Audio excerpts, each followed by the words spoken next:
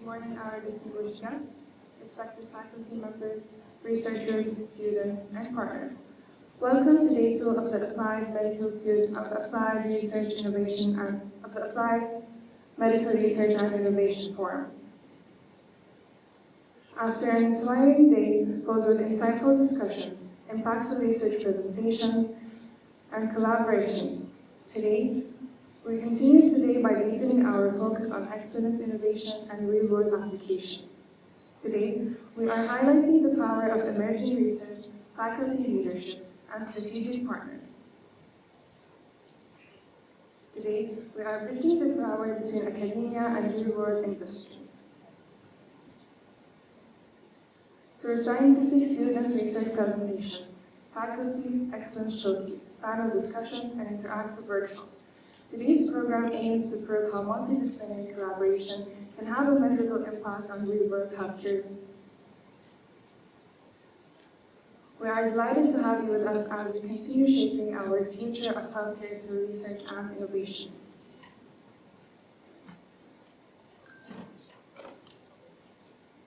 I am delighted to call Dr. Afnan Saleh Habaini, an assistant professor and senior specialist in the respiratory care department at Imam Abdurrahman bin Faisal University, to moderate the oral research presentation to students.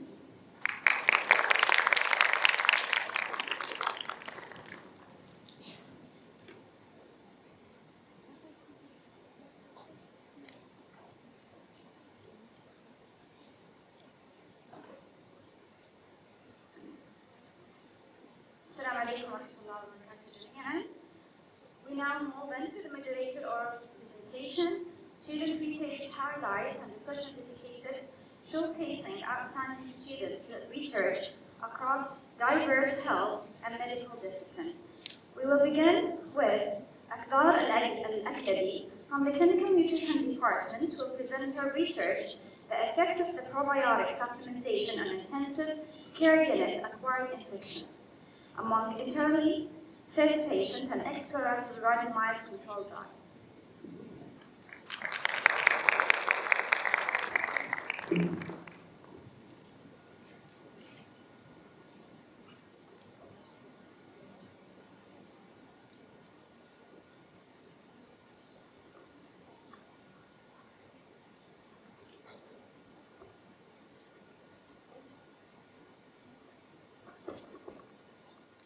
Bismillahirrahmanirrahim. Assalamu alaikum wa rahmatullahi wa barakatuh.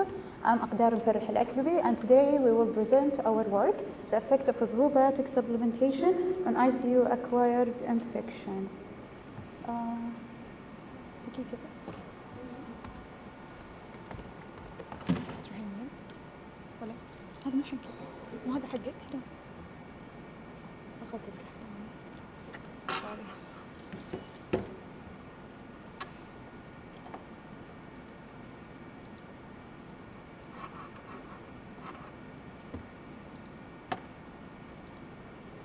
اوكي من هنا صح؟ لحظة الحين اي اوكي يلا شغلي بسم الله. During a critical illness, gut microbiota become disrupted very quickly, usually within the first 48 hours of ICU admissions. This dysbiosis contributes to increase the risk of hospital-acquired infections and mortality. Previous research and systematic reviews suggest that probiotic may reduce the ICU-acquired infections, but findings are inconsistent due to variation in probiotic strain, dosage, duration, and ICU population. So our objective was to evaluate whether adding probiotics could reduce the ICU-acquired infections among mechanically ventilated enterally fed patients. Let's take a look on previous literature. A scoping review was conducted to assess the variability in the probiotic strains, dosage, and duration influences on the effect of a probiotic on reducing incidence of ICU-acquired infections. A total of 29 articles were assessed and 10 papers were included in the final synthesis. The reviewed study shows that probiotic is strain dependent, and reduced ICU-acquired infections was reported in studies with longer intervention duration and high doses of probiotics. This scoping review encouraged us to proceed with this study. The study was single-center, parallel group, open-label trial, randomized trial with equal allocation to two studies arm, probiotic or control group. It's followed concert guidelines. It was conducted in the ICU of King Fahd Military Medical Complex. Daily screening was done to identify the eligible patients. Briefly, we include patients, critical ill patients on mechanical ventilation and enteral nutrition. Both groups received standardized enteral feeding according to the feeding protocol in the ICU, and the intervention group additionally received probiotic BioPro-Max supplements, 1 bottle per day for 15 days. Our primary outcome was the incidence of ICU-acquired infections, and we evaluated the exploratory ICU-acquired infections outcomes. Also, we have secondary outcomes was assessed at day 0, 5, 10, and 15, inflammatory markers, immunoglobulin levels, the muscle wastings, enteral feeding intolerance, and mortality. The sample size, all ICU admissions were screened for eligibility, and all eligible patients were enrolled in this study.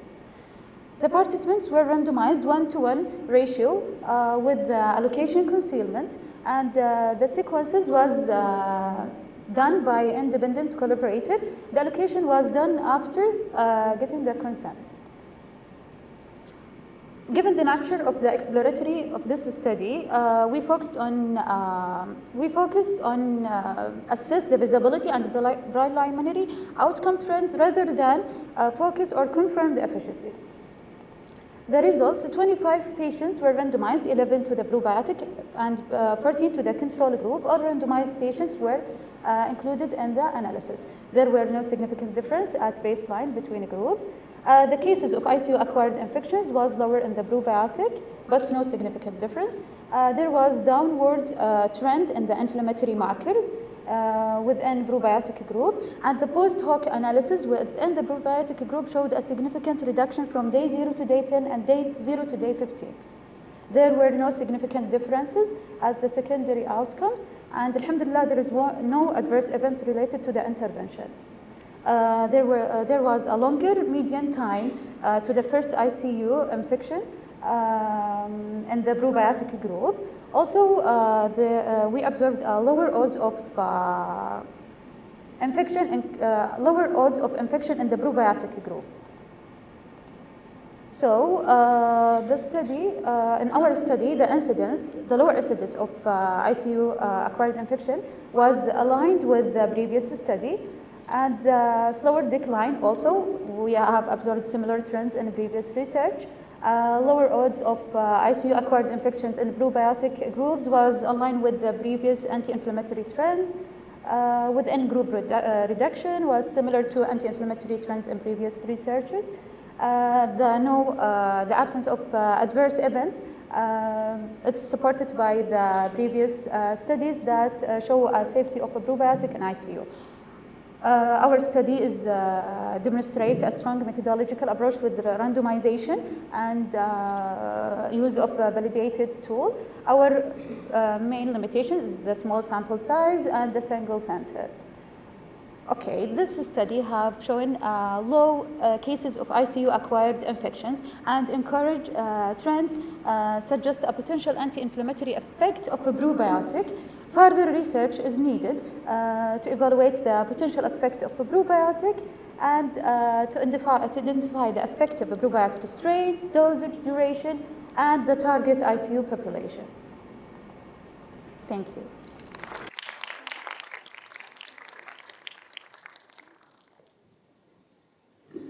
Thank you, Abdal, for this interesting talk.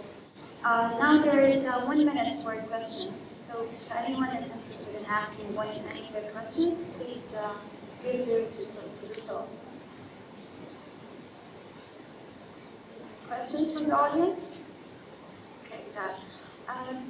Could you please let me know one of the limitations within your research that you could overcome easily and increase the significance of your research? The sample size. If we had more participants, we could confirm a significant of our Do results. you think of adding the sample size If we recruit more patients, and then this would affect the Inshallah. values within the Yes. research? Thank you very much, Akhtar, for the interesting talk. Thank you.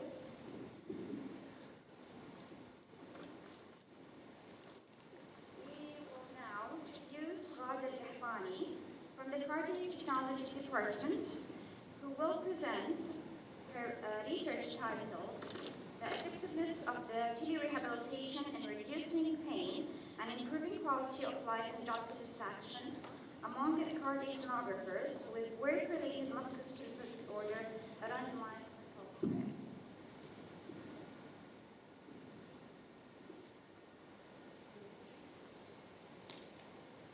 Bismillah ar-Rahman ar-Rahim. Assalamu alaikum wa rahmatullahi wa barakatuh.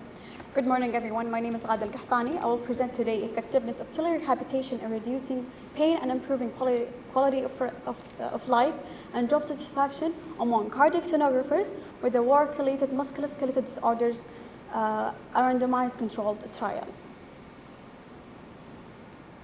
So, cardiac sonographers exposed to a prolonged seated posture for sustained muscle loading during daily scanning. This caused frequent pain in shoulders, neck, hand, and lower back. This disorder are associated. This disorder associated with chronic pain, reduced job satisfaction, increase in absenteeism, and which at the end cause a career-ending injuries. So telerehabilitation is provide rehabilitation through video and phone and apps online platforms. So it demonstrates safety and effectiveness in musculoskeletal disorders and neurological conditions. So in this benefit for telerehabilitation, what is provided for us is accessibility, effectiveness, and flexibility for our sonographers. However, few or no intervention telerehabilitation studies focusing specifically on cardiac sonographers. Therefore, the study is aimed to evaluate the effectiveness of 6 weeks telerehabilitation program for improving musculoskeletal pain, health-related quality of life, and job satisfaction among cardiac sonographers. So, with the methodology starting with the ethics, ethical approval was obtained from the IRB, and it was registered, the clinical trial was registered, and the study conducted in accordance with the ethical standards, and the consents were taken from the participants. So we conducted a single blend, 2-arm randomized control trial with the pre and post assessment for the 2 groups. Participants were randomized equally in telerehabilitation plus education and education only control. So there was 32 cardiac sonographers with the eligible participants were adults with the active scanning duties and work-related musculoskeletal pain symptoms. So the individuals with the systematic conditions and recent surgeries, pregnancy, or any contraindications were excluded. So allocation was computer generated with the 16 participants in each group. And there were no dropout during this whole program. Groups were broadly similar at the baseline, but the control group was slightly younger than the intervention group. So for the static analysis, we used linear mixed effect models to compare the changes between the groups over time. To compare the pain, quality of life, and job satisfaction. This method accounts for repeated measures within the same participant and handles missing data. So statistical significance was set up at a p-value value of below 0.05. So both groups received the structured education session on posture, ergonomic, and behavioral strategies. For the intervention group, additionally received the telerehabilitation sessions 3 times per week for 6 weeks. Consists of real-time supervised exercise tailored to occupational demands. So this is a baseline characteristic table for the sonographers. We're compared between groups. And this slide shows the telerehabilitation program, and this for the supervised exercises that's provided to the intervention group. So for the outcome measures, we use in pain, the numeric pain rating scale. For job satisfaction, we use job satisfaction survey, and for the quality of life, we use SF36. So for the results, starting with pain. So the intervention group showed a significant reduction in pain with a difference of 2 points between the control group. The beta was 2 points, and the statistical significance was 0.019. So for the job satisfaction, it improved in the interventional group, while the control group showed a slight decline. The between group difference was significant with the beta of 15.93 and a statistical significance of 0.012. For the quality of life, in the general SF36, there's no difference, but for the bodily pain domain improved, while the social functioning decreased in the interventional group. So clinically, telerehabilitation provides effective pain reduction, improved quality of time, and offers a feasible solution for busy sonographers. So for the strengths and limitations, strengths includes the RTD design, no attrition, and occupational specific program for the cardiac sonographers. For the limitation includes small sample size and short duration of follow-up, baseline age imbalance, and limited generalizability. For the conclusion, telerehabilitation significantly reduced the musculoskeletal pain in cardiac sonographers. It represents a feasible solution for health strategies for this population. This is the reference slide. This research was published in a Q1 journal, alhamdulillah. Thank you for your listening. Any question?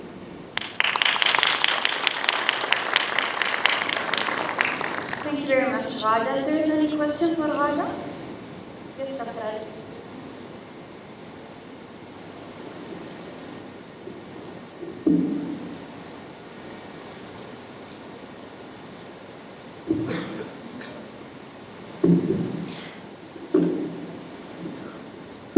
Thank you, Ghada, for the presentation. I have one very minor concern and a few questions, if you allow me. When you wrote in the introduction about there were few or no studies, Yeah, for cardiac you should sonographers. decide, are there or there is no It's study? actually, we considered a very minimal studies for cardiac sonographers itself. So there's studies for the musculoskeletal pain, but there is no for the cardiac sonographers. So I suggest you write those that few studies have been found and Yeah, already refer them and then discuss their I- limitations Yeah. and the gap that you found. Thank you. Thank Have you you so much. published it? What?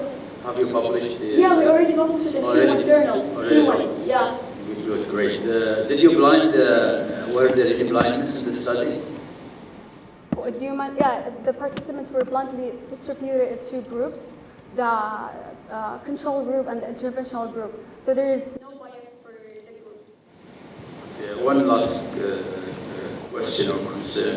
Were you able to, you used only self-reported measures, tools. Yeah. Were you be able to use like physical outcome measures to Actually, strengthen the findings? Yeah, actually the specialist was during the meeting with the participants. She asked a few questions to ensure the accuracy of the surveys, and she was measured every single session and asked everything.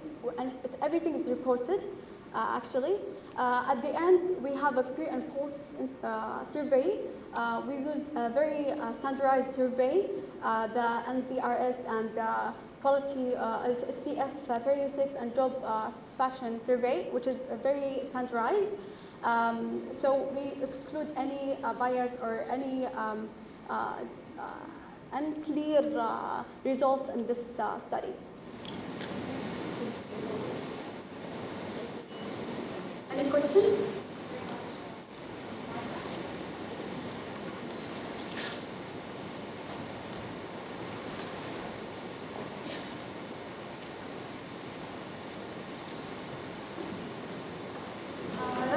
Al-Qahtani from the Clinical Laboratory Science Department will present the research titled Gut Microbiome-Based Oral Therapies for Skin Diseases, a systematic review of clinical evidence.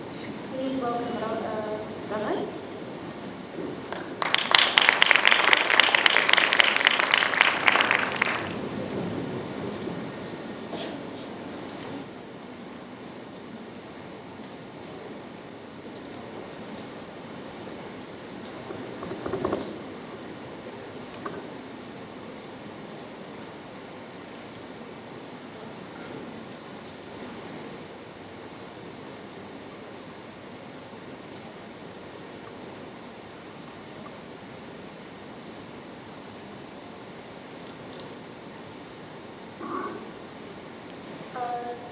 Good morning, everyone. My name is Raghad Al-Qahtani. I am a fourth year ACLS student, and today I'll be presenting you part of my research project, and it is about gut microbiome-based oral therapies for skin diseases. Let's all imagine a 16-year-old student standing in front of the mirror every morning. Her acne hasn't responded to creams, antibiotics, or even skincare routines. She avoided eye contact, avoided photos, and even social events.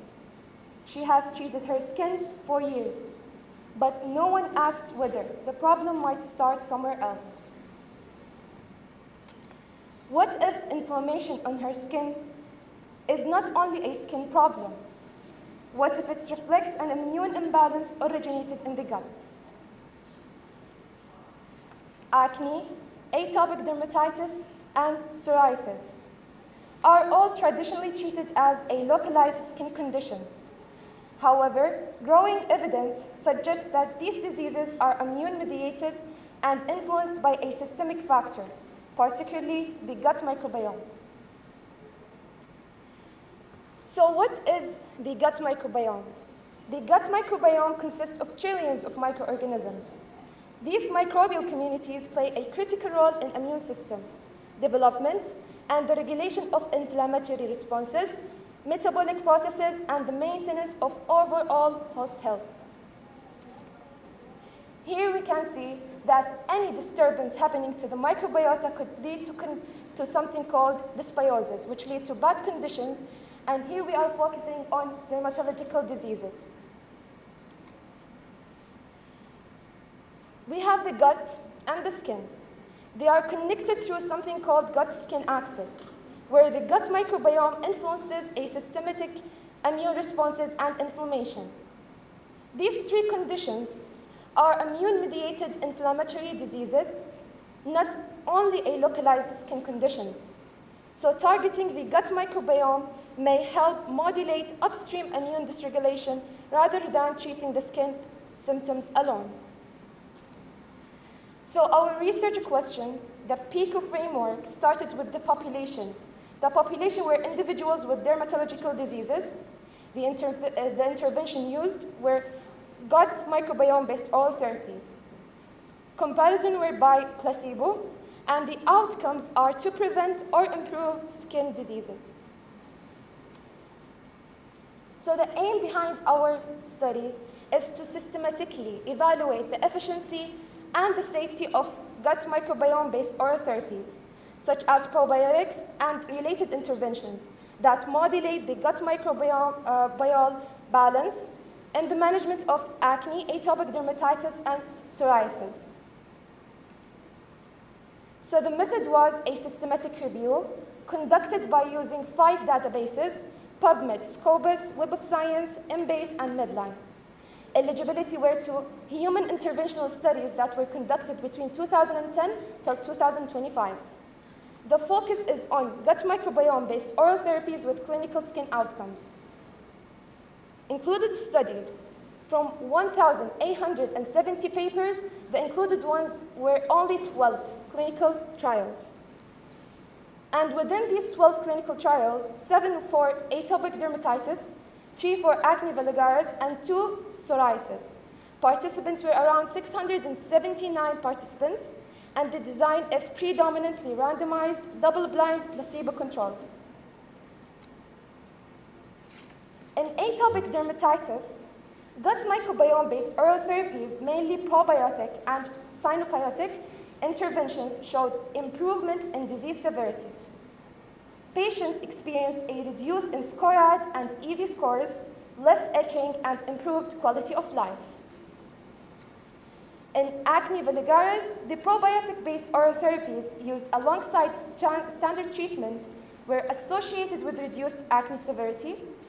There was decrease in inflammatory and non-inflammatory lesions, as well as reduced sebum production. And in psoriasis, probiotic and synbiotic oral interventions showed promising supportive effects, and these were associated with a reduced PASI scores, lower relapse rates, and improved quality of life.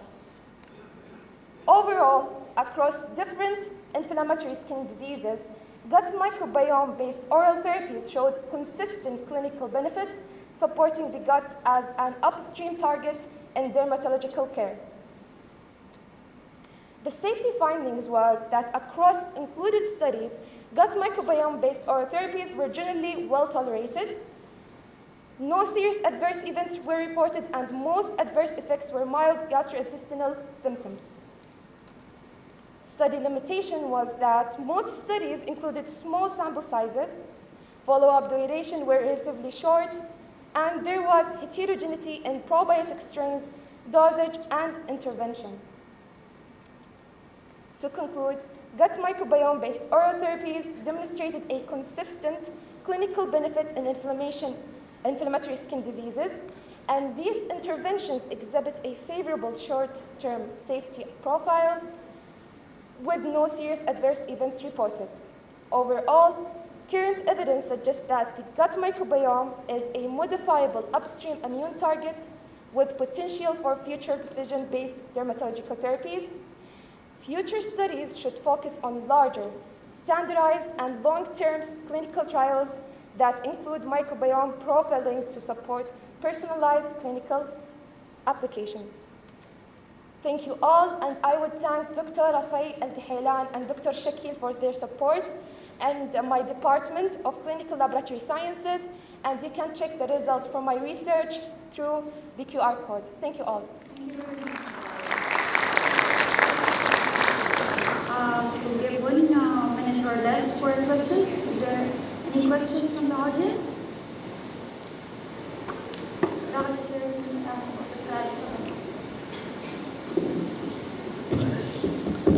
Thank you for the study and the nice presentation. Have you published it yet? No. Okay. I want to see more details, but maybe the time did not help you to do that. So, did you do a meta-analysis? No, not yet. Are you able to do it? No, because in our research, we talked about 3 conditions, and 2 of them were only 3 to 2 papers only. So we can do these 3 conditions all with meta-analysis, only 1 of them, and maybe for future approaches, we will do meta-analysis for the atopic dermatitis conditions. So maybe if you can categorize the treatment type and the treatments, maybe you'll be able to do meta-analysis. If meta-analysis is, you cannot do meta-analysis, you may do another synthesis analysis where you see effect sizes of the results better than just mentioning decreased or improved. So I suggest before you submit it, you add something about synthesis analysis where you add numbers, values of the effect size, and a summary of all these studies. Thank you. Thank you very much, Dr. Ali. Thank you very much, Robert. Shoghi Hababi from the Respiratory Care Department will present her research titled Establishment of a Real-Time Alarm-Based Patient Ventilator Asynchrony Monitoring System using the YOLO Deep Learning Model. Please welcome.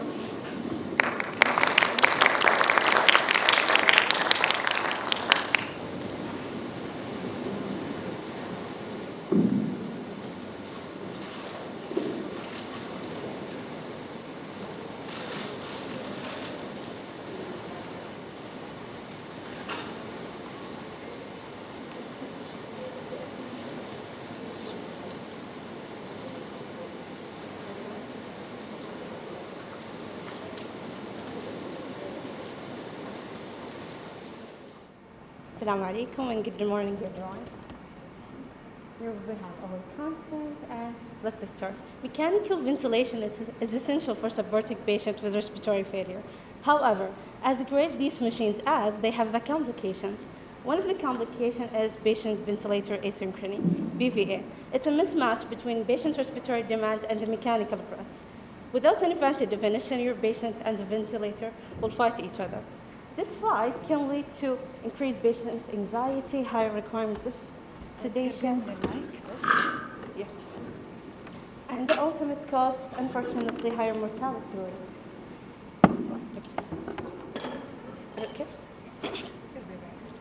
The real problem is detection BVA is highly challenging and time-consuming.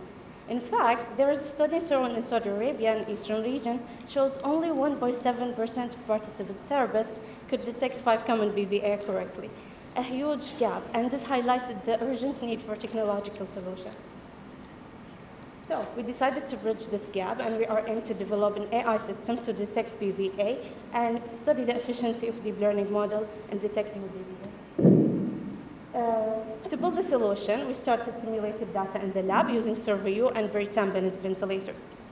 While we started with 400 initial captures, we utilized augmentation technique to expand our data set to 1240 images. And we have a balanced classes of each air hunger, trigger, leak, and double trigger. The workflow was highly systematic. We used the workflow for data annotation or labeling, and we trained our model using YOLO V8 algorithm in Google Colab.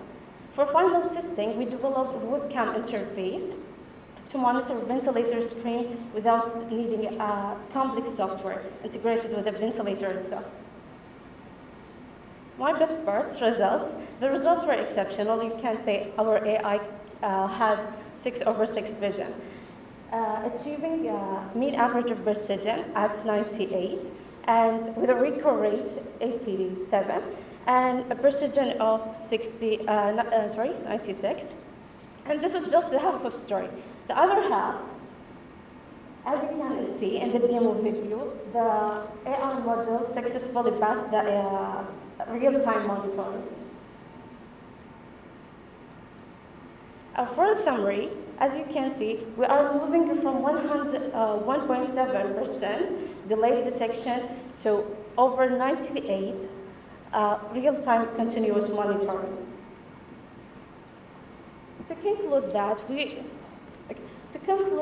we have proven that AI model can detect BVA with high precision. That's help for clinical prioritization and reducing error. As a next step, we are already in that. We expanding our data set to include delayed cycle and auto triggering. And we are moving from lab to real patient data for validation. Before I finish, I really want to leave you with one key message. I encourage everyone here to learn about AI. We are the best people to do that. In our project, because we know the clinical context, we were able to turn 1.7% late detection into AI model with high precision. AI needs your clinical intuition, so don't just wait for engineers or others to solve your challenges. And as always, keep calm, don't forget to breathe, and thank you.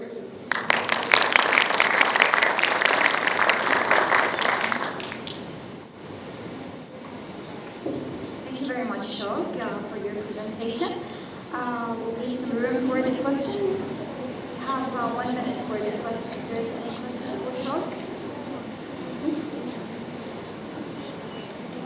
Yes, please.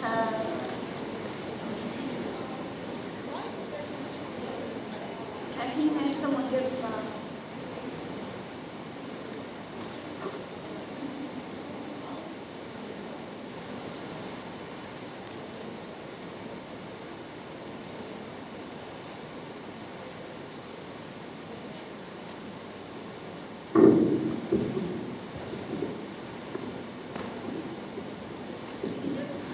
Why the precision was not 100?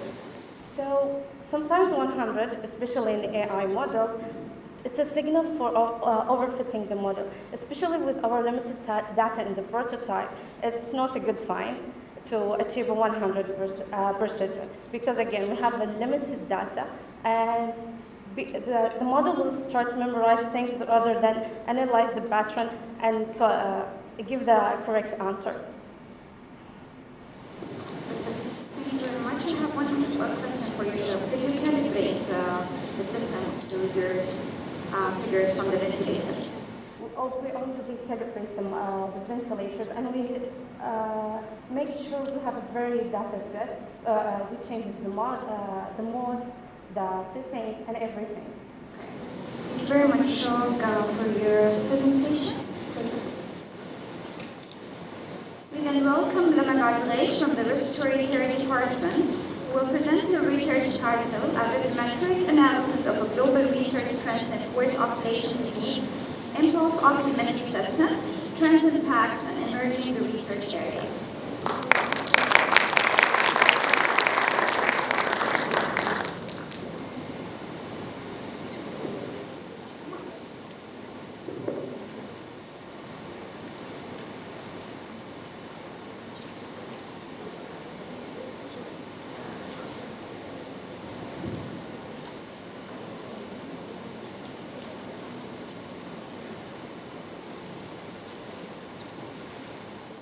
Assalamu alaikum wa rahmatullahi wa barakatuh. I'm Lama Badlesh, and today I will present a bibliometric analysis of a global research trend in force oscillation technique and impulse oscillometry. We will focus on a trend, impact, and emerging research area.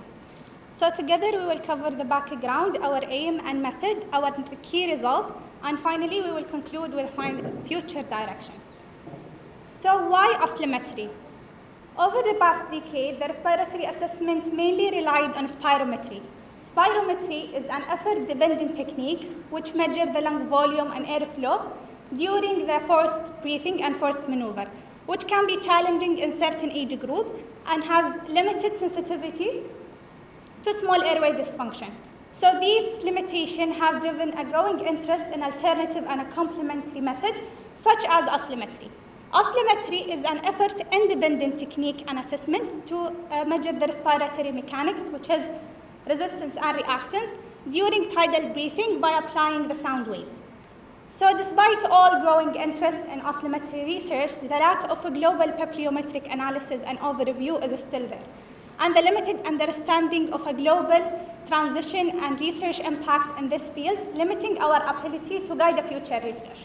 So our aim was clearly to provide the first comprehensive bibliometric overview of a global research trend in oscillometry, highlight the hot topic, and guide the future research direction. So we conduct a bibliometric analysis by using the Web of Science core collection as the only database. After title, abstract, and full text screen, we end up with a final data set. Almost about 1,072 articles were included in the automated bibliometric mapping by using these tools, RStudio, VoiceViewer, and Bibliometrics.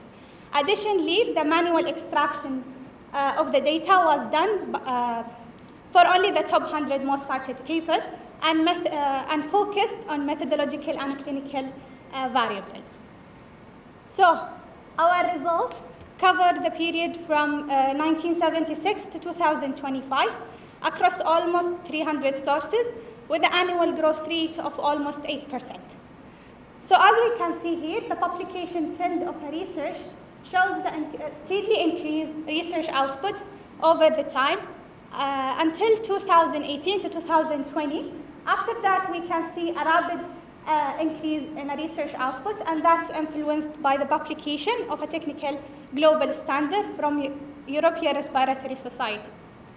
So who is leading the field? USA, Australia, and China, East Asia in general, was the leading contributor in the field. And emerging contributions also was seen from Saudi Arabia, Oman, and Egypt, aligned with a strong international collaboration worldwide.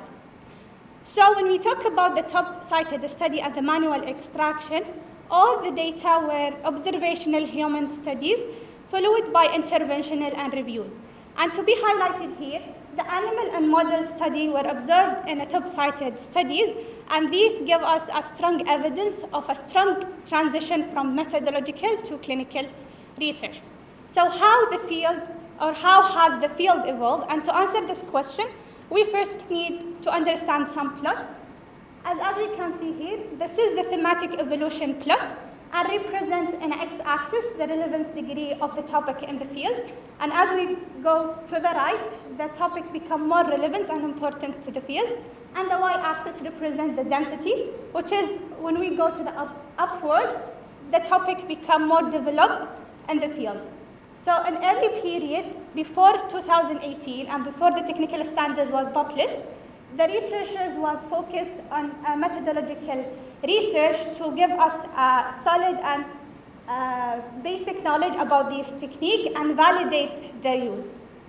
After that, in a recent period, before the publication of a guideline, the clinical application and transition from methodological to clinical application and patient-centered care was observed, and that's aligned with the keyword co-occurrence analysis also, and highlight certain diseases such as asthma and COPD, and also certain age groups such as childhood, and also interesting topics such as ventilation and mechanical ventilation.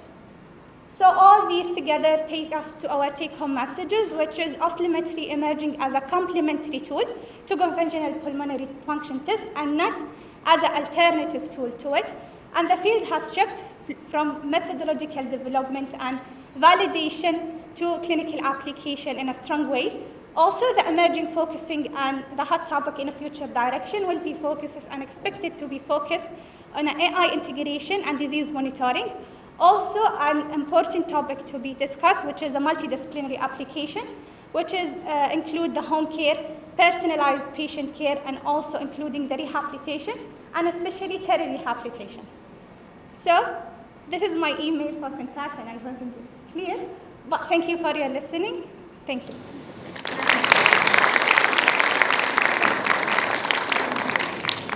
We have 1 minute now for questions.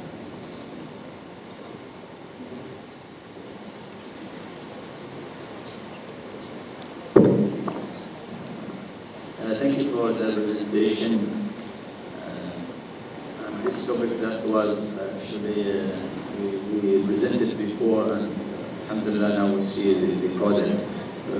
I had a few questions. How long this study took for you to finish? Actually, since deciding the topic until writing the manuscript.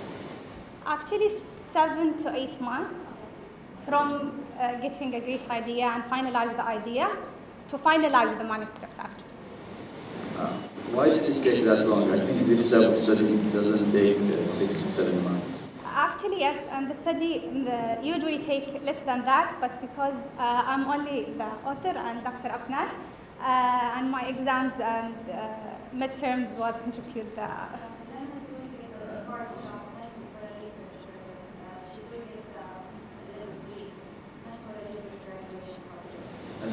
Sorry, this is what? Graduation project. Oh, excellent, excellent. Very good. Who did the analysis for you? I did analysis. So you use these softwares? You learn these software by yourself? Yes. Very good. Excellent. Excellent. Very good. Very good. So this is, I encourage all other either faculty or students, if they have time to do this type of research, which is publishable and it can be counted also, I think, for promotion. I think it's considered a review Generally, it's considered a review article, but some journals, they consider it as original article. Thank you again for this great work. Thank you.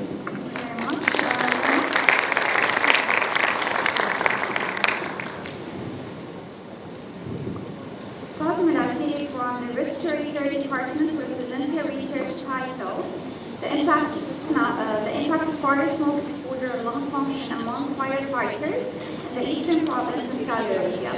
Please welcome Fatima.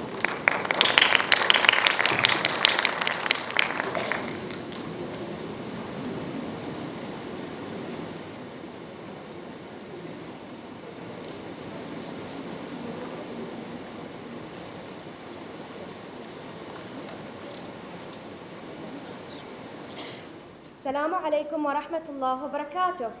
My name is Fatima Al-Asiri, and today I will present to you our graduation research, the impact of fire smoke exposure on lung function among firefighters in the eastern province of Saudi Arabia. And this is the content I will go through it. Research team, me and my colleague Amin Al-Abbas, Zainab Al-Shab and Fatima Al-Uwa, supervised by Dr. Noor Al-Khathan, aid with Dr. Iyad Salim. This study was inspired by real-life observation. My father was a firefighter who repeatedly exposed to fire smoke and suffered significantly from his work. I noticed development and persistence of some respiratory symptoms.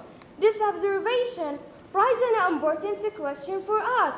What is the actual impact of repeated exposure to fire smoke on firefighters' lung function?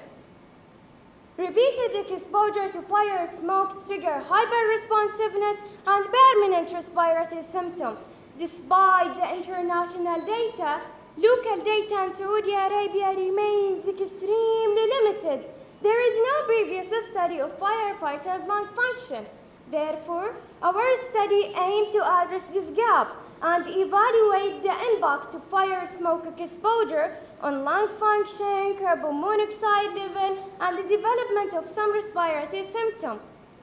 Our method, first, the target population was identified: adult, male, active duty as a firefighter. Then, socio-demographic characteristics and respiratory symptoms were assessed through face-to-face interview by using structured questionnaire adapted from European Community Respiratory Health Survey. Then lung function were assessed by using portable spirometry. And finally, exhaled carbon monoxide level were assessed by using smoke-alyzer device. The result, we have a 30 firefighter participants in our research. 48% of them smokers and 51% non-smokers. The total mean of their age, 34 years, the mean of their weight, 83 kilogram, and the mean of their height, 176 centimeters.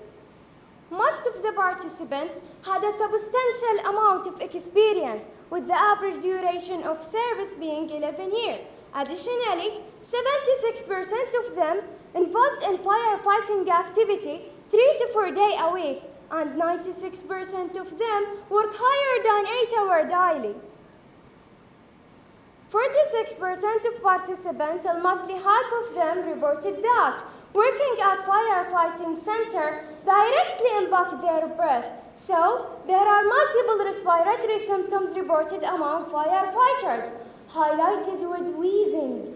17% of participants expressed wheezing during 12 hours from the last exposure and night symptom. 24% of them was woken up by coughing attack and 17% by shortness of breath. And there are other respiratory symptoms including breathlessness, chest tightness, and asthma. This table presents the lung function and carbon monoxide level outcome. We measured multiple variables of lung function, including volumes, flows, and capacities. All of the measurements between 80 to 100% of mean predicted value, which is mean normal. Additionally, carbon monoxide level was measured within the normal range. So, there is no lung impairment or elevated carbon monoxide level associated with firefighting activity. This figure studies the impact of work duration and pulmonary function among firefighters. We compared between two groups based on their duration of service. Group number 1 work less than 10 years represent on a blue bar. By the other hand, group number 2 work 10 years or more represent on a green bar. As you can see here, there is no clinical significance between two groups, which indicate there is no association between work duration and lung function decline. In this figure, comparing of a predicted pulmonary function value by smoking status, non-smokers present on a blue bar, by the other hand, smokers present on a green bar. And we found that smoking status didn't impact the result of pulmonary function. This isn't somewhat surprising, as we might expect a smoker show more impairment in lung function. However, both the groups display similar pulmonary function value. One of the possible explanations of that, high physical fitness of participants and a small sample size, which make the usual effect of smoking. So in conclusion, working as a firefighter was not associated with impaired lung function or elevated carbon monoxide level. Despite that, there are multiple pulmonary symptoms reported among firefighters, highlighted with wheezing and night symptoms. The possible explanation of the absence of significant spirometric decline may be first, the high physical fitness of participants, second, the height of participants, and finally, the high physical activity nature of firefighting work. And thank you for listening.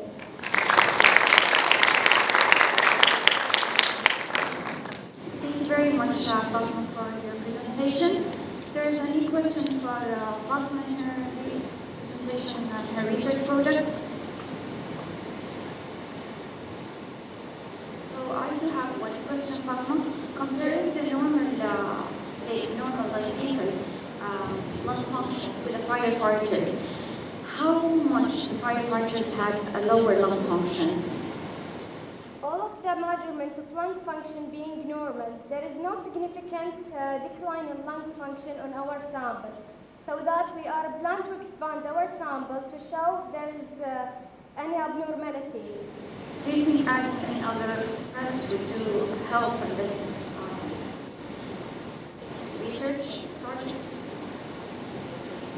Can you again repeat your question? Do you think adding any other device in the MRE, like to help in adding value to this research? It's great research from the beginning, but do you think adding sample size would be a great idea? Do you think adding any other tests would be helpful with these participants?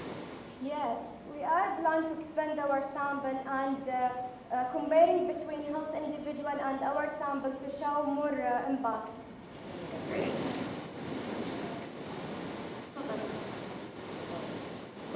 Assalamu alaikum. Thank you very much, Papa. This is really very good study. This is an intervention in the studies, and you've done really well. And I just would like to ask a quick question. Somehow it has been answered by you. Like, if you want to do it, if you want to continue with the study, what are the things that you would like to do differently, or maybe like, is there a specific sample size that you want to reach to, or like other tests that you would like to include in addition to the lung function test? We are planning to duplicate our sample size and compare between healthy individual and our sample.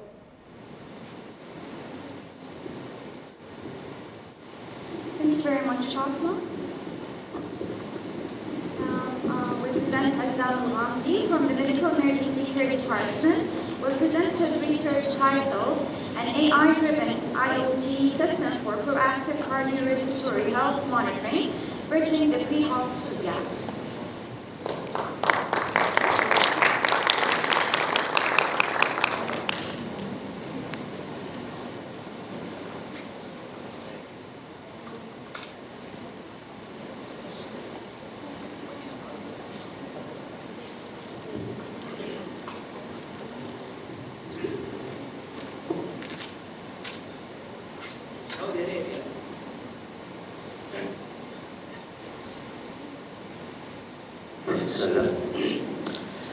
In Saudi Arabia, more than 80% of cardiac arrest cases occurs outside of the hospital setting, mainly at home. and brain damage can occur within 4 to 6 minutes. Let me rephrase that to you. What if someone close to you, a parent, a sibling, or a family member, suffers from cardiac arrest in home and no one notices for 15 minutes? This critical gap what motivated our project, Cardiorespiratory Health Monitoring System. I am Azzam Ghamdi, and this is my hard-working team. Out of hospital, cardiac arrest cases are a major public health concern.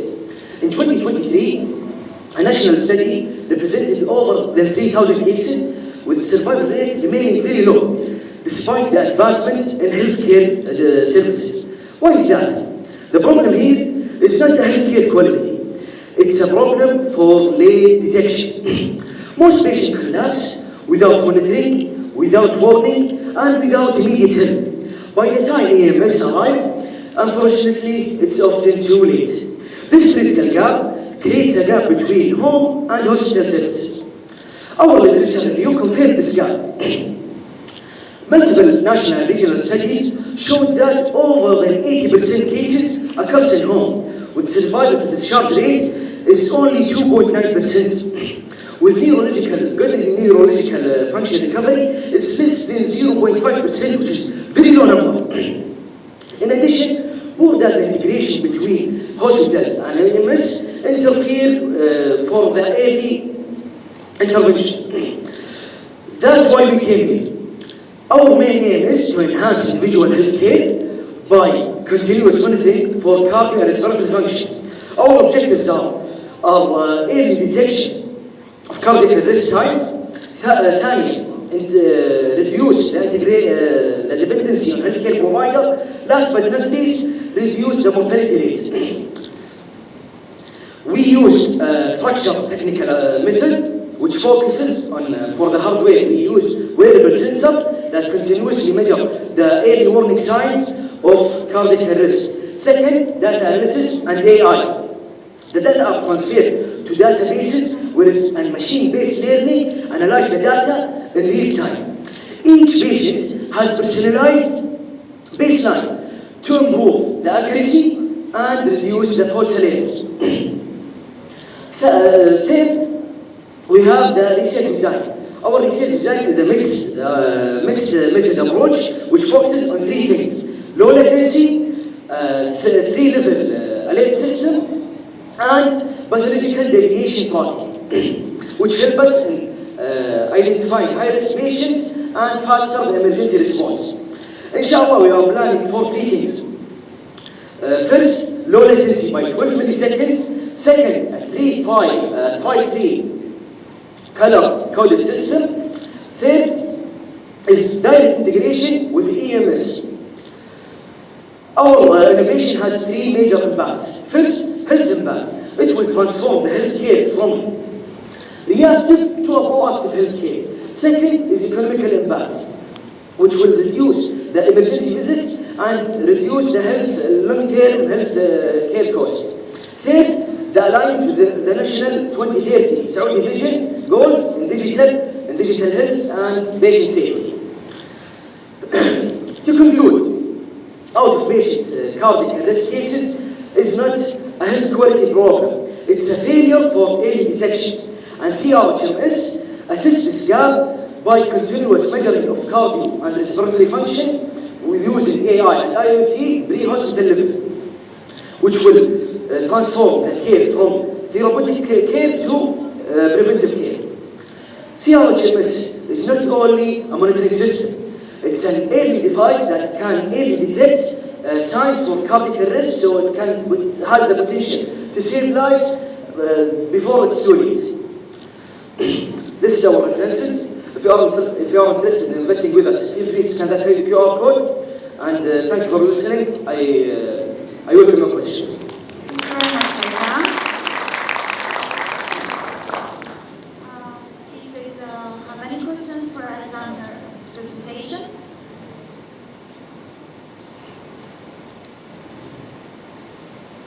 Go back a few slides, please. Sure. Here. It's this one. So So you mentioned that this is what you want to do and what is your plan? Yeah, the plan for our innovation. Okay, what is your last step of your plan? Huh? What is your last step of your plan was? I didn't. Your last step, your plan. You mentioned your plan as steps. Future work. Our future work will include large clinical trials. Second, national level development, and increase the accuracy of prediction and false alarm. Great. How you will implement this? The second and the third step. What's your plan for implementation? Inshallah, we will integrate with some health ministry, and like we can contribute with other programs like Sahati and other things like that. Thank you very much, Azam. Do you have any other questions, or we'll conclude for Azam? There is one question there.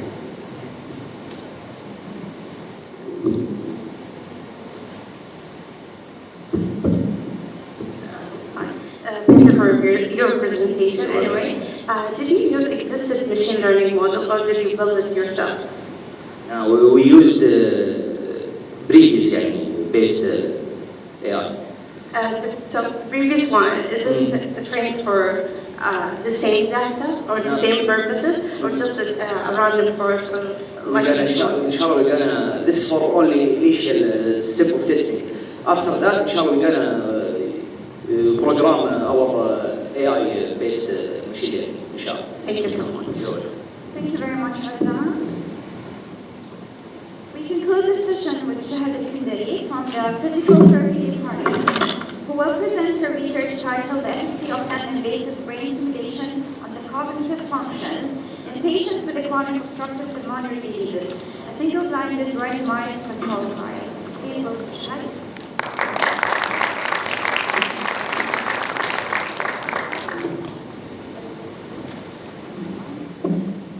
Assalamu alaikum. Today I'll present my proposal, my PhD proposal, the efficacy of non-invasive brain stimulation on cognitive function with patient of COPD patient. So this is list of my content: introduction, objective, method, expected result, as is it ongoing project, and conclusion. So first of all, COPD is a respiratory heterogeneous disease due to abnormalities in the lung structures, and it is the third leading cause of death globally. COPD promised to have respiratory defect. However, it's also produce a lot of defect beyond the respiratory, such as cognitive impairment. Between 16 to 57% of individuals COPD experience cognitive impairment. So what is cognitive impairment? It is any defect in the cognitive domain lead to reduced quality of life and affecting the individual's life. According to the systematic review, patients with COPD, they are experience defect in their memory and attention. So why we pay attention for that? Because there is several etiology on what is causing cognitive impairment in COPD patients. One of the theory is due to age degeneration. However, a meta-analysis revealed that even younger COPD patients below 65 years old, they can experience cognitive impairment risk.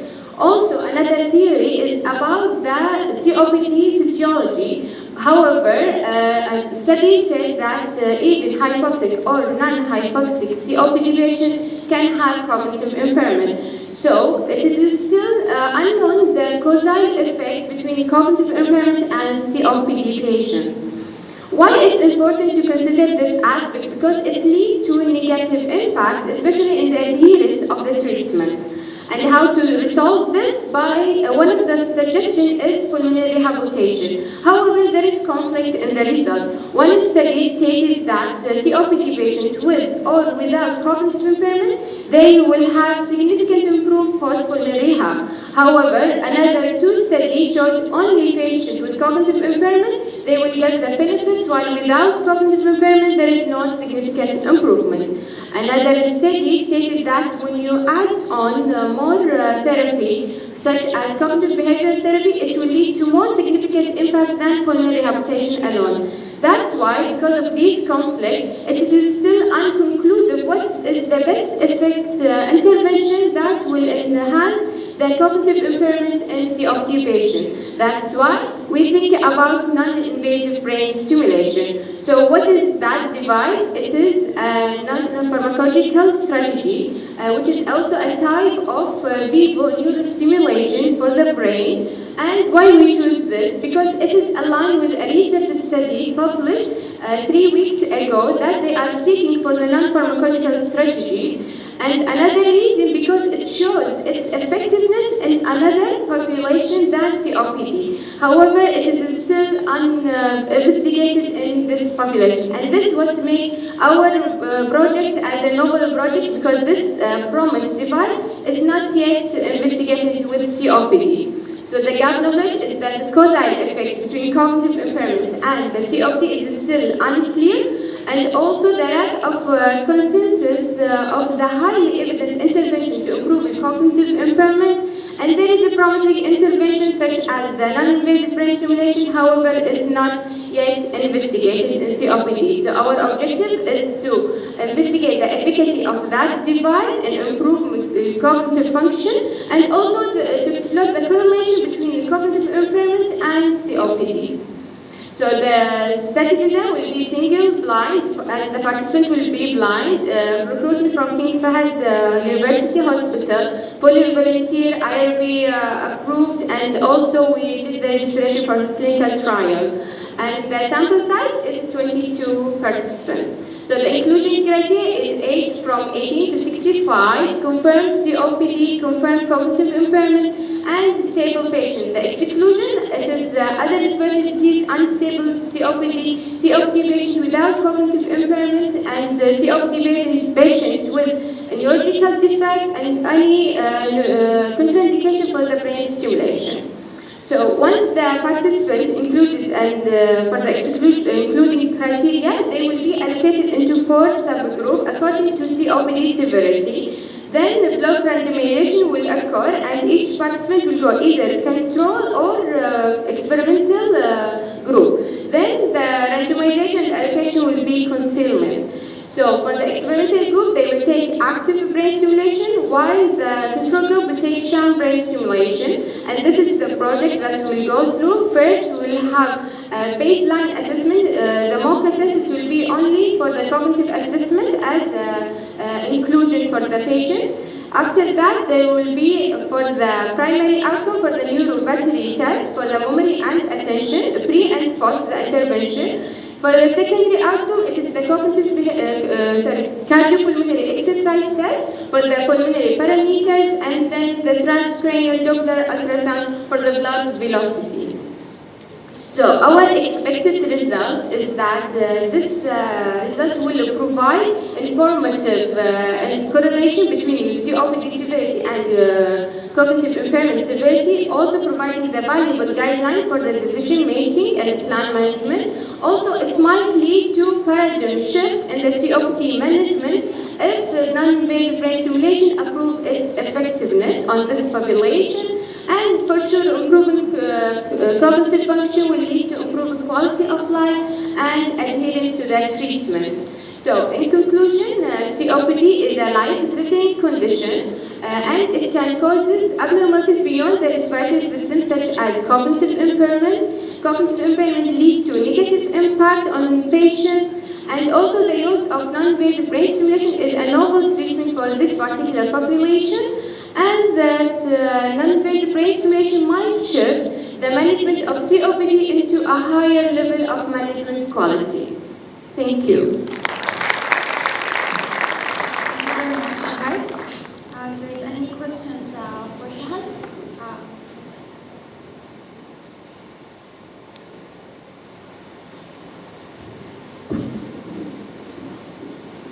Thank you very much. So you will follow up the patients for 3 weeks, right? Yes.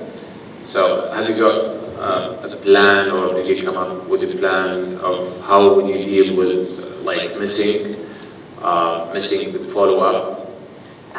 There will be intention to treat for the analysis for the missing sessions, yes. Any other questions for Shahad here? is a question in the back.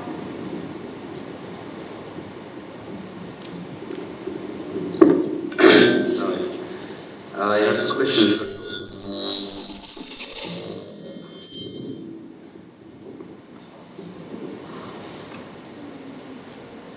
First question. First question. You said it might be life-threatening. Life-threatening things can cause a lot of high level of stress. The high level of stress just will hit the cognitive levels, no matter what it is. So it's COPD, injury, maybe even sting will do the same thing to the cognitive level.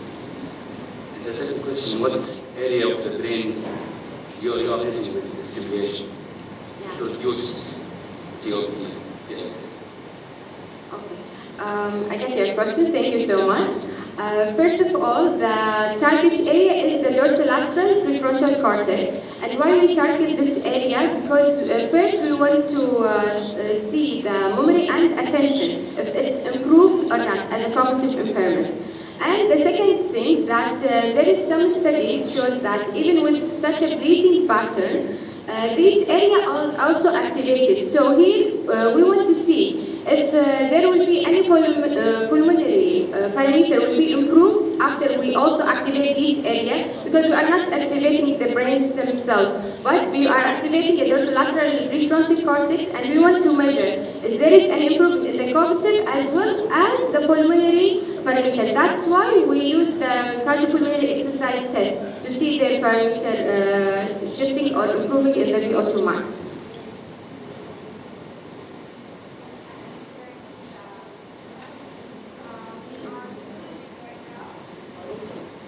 Thank you.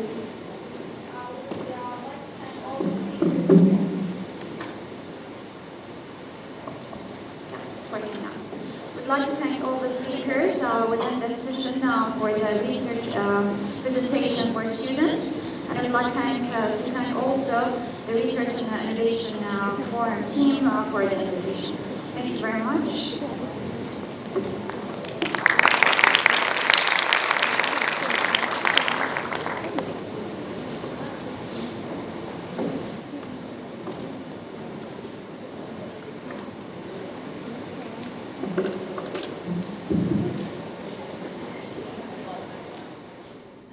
We now continue with the Faculty Excellence Showcase, highlighting the distinguished faculty research that reflects scientific depth, innovation, and translation impact across healthcare and biomedical science.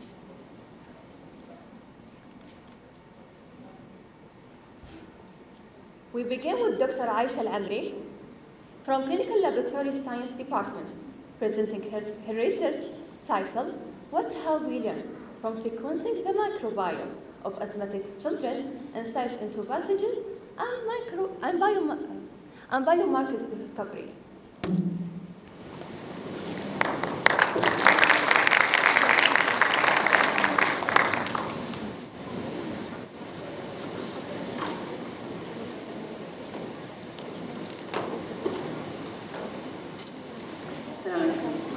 It's really hard to present after seeing this young distinguished generation. I'm very proud of you all. Okay, so my talk today is about initial findings that we gathered from studying the microbiome on an asthmatic cohort, pediatric cohort. So I'll share the findings with you. To start with, I have conflict of interest to disclose. And here are my objectives. I'll discuss the human microbiome in a very simple explanation, discuss the initial finding of my project, and then I'll explain with you how the future direction of microbiome research is going. So we all know that we have a unique genomic fingerprint in our bodies. We are being humans, unique enough to have our own individual fingerprint. Similarly, we have microbial fingerprint covering all our body. So where are they located? Microorganisms are part of our human bodies. They're covering our skin. They're part of our gut. They are colonizing our airways, oral cavities, and all mucosal surfaces. They are part of us. We're part of them. We need them. They need us. We have no any other option other than being nice to them. If we are good to them, they're also good to us. Okay, so the word microbiome is actually divided into two parts. The first part is the microbiome, which refers to the cells, the microbial cells, whether they're viruses, fungus, or bacterial cells, and then the theater of activity, making them all together microbiome. Because basically these are living creatures. They replicate, they breathe, they consume nutrients, and they excrete metabolites and bioproducts. So they're actually active while they are present in their ecosystems within our human body. Okay, and then collectively the word microbiome means the cells plus their activities. And we're also surrounded by microbiomes everywhere. The food we eat, the environment we interact with every day, they're shaping our microbiome. So really the story starts with the pregnancy. So studies have shown that the healthy gut microbiome of a pregnant lady, along with a healthy vaginal microbiome and even oral microbiome in pregnant lady, is linked to healthy fetal development. So during the birth, the baby, when he passes through the childbirth canal, he is exposed to the biggest microbial burden in his life, and that represents a major milestone for him, a major milestone for his microbiome maturation and development. So they're really lucky, those babies who are born through the natural vaginal delivery. Then after that, the baby grows and then he starts interacting with the environment surrounding, he's surrounded by. So initially, if he's lucky enough, he will be breastfed. There will be the additional benefit of interacting with the skin microbiome of the mother, of the lactating mom, and also he will start exploring the world around him. And the more he explores the world, interact with nature, the more his microbiome is rich and experienced. We all know that the first 1,000 days of life is essential for the cognitive development of babies. Similarly, this window is critical for microbiome development. Studies have shown that disturbance at this stage might impact the allergies later in life or any health disease, la qadar Allah. Okay? So truly babies who are lactated from the mom, interacting with the environment around them, they're actually building a very experienced, healthy microbiome that is much needed. It's not luxury, it's an essential component of their growth. And then by the time when the baby is like 3 years old, his microbiome is fully developed and mature enough in terms of count and function. So there are a few facts about human microbiome that we gathered from the literature. So first of all, the microbiome has more genes than the human genome itself. And I'm talking about counts only, not the complexity. Of course, these microbial genes are very tiny and very basic in their functions. And of course, the human genes are complex and they perform complex tasks. Okay. Also, we are being reshaped by the food we eat and the environment we interact with. So our microbiome continuously responding to the way we consume food or we interact with the environments around us. Healthy microbiome is very important to prevent colonization. So really, healthy microbiome is very important to prevent from infections. Since these microbiomes, they are microbial cells, living microbial cells, they are affected by the signals that we receive every day. So even if you are, studies have shown that even if you are stressed, you have lack of sleep,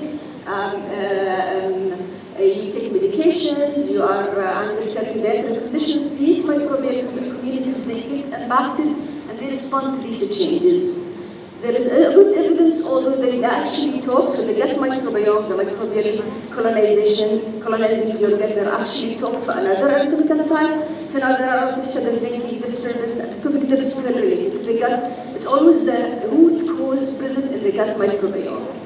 And also more important, antibiotics can alter microbiomes. And as a researcher in the field of antibiotic resistance for over 15 years, I can tell you that the course of antibiotic would require your microbiome to restabilize from months to years, which means that it will take a long time to get back to its normal status. And it's an opportunity to stress that these antibiotics are only used for bacterial infection exactly as prescribed.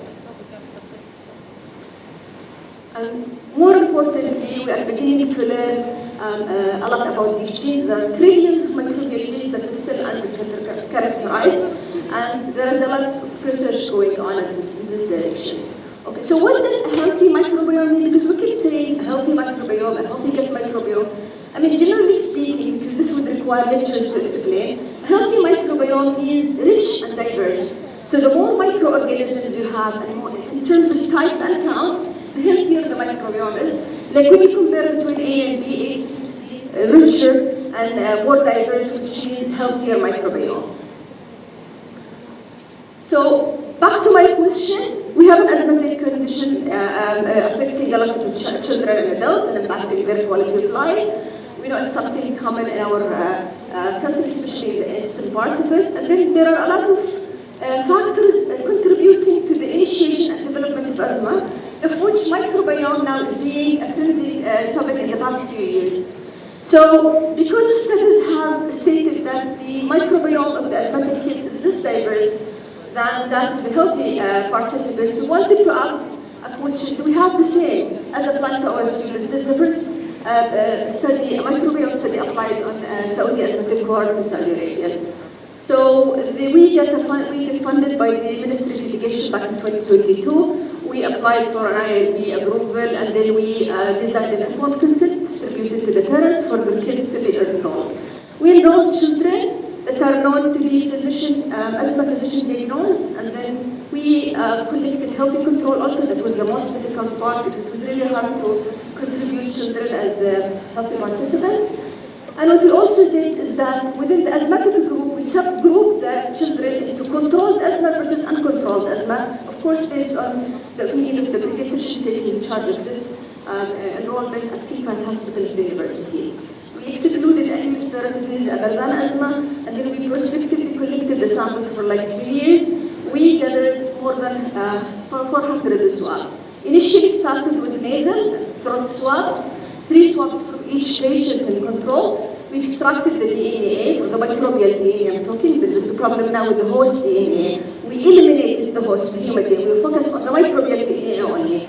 Then we made a targeted sequencing to look for the bacterial and fungal contribution. And for the sake of time, we'll only focus on the bacterial finding.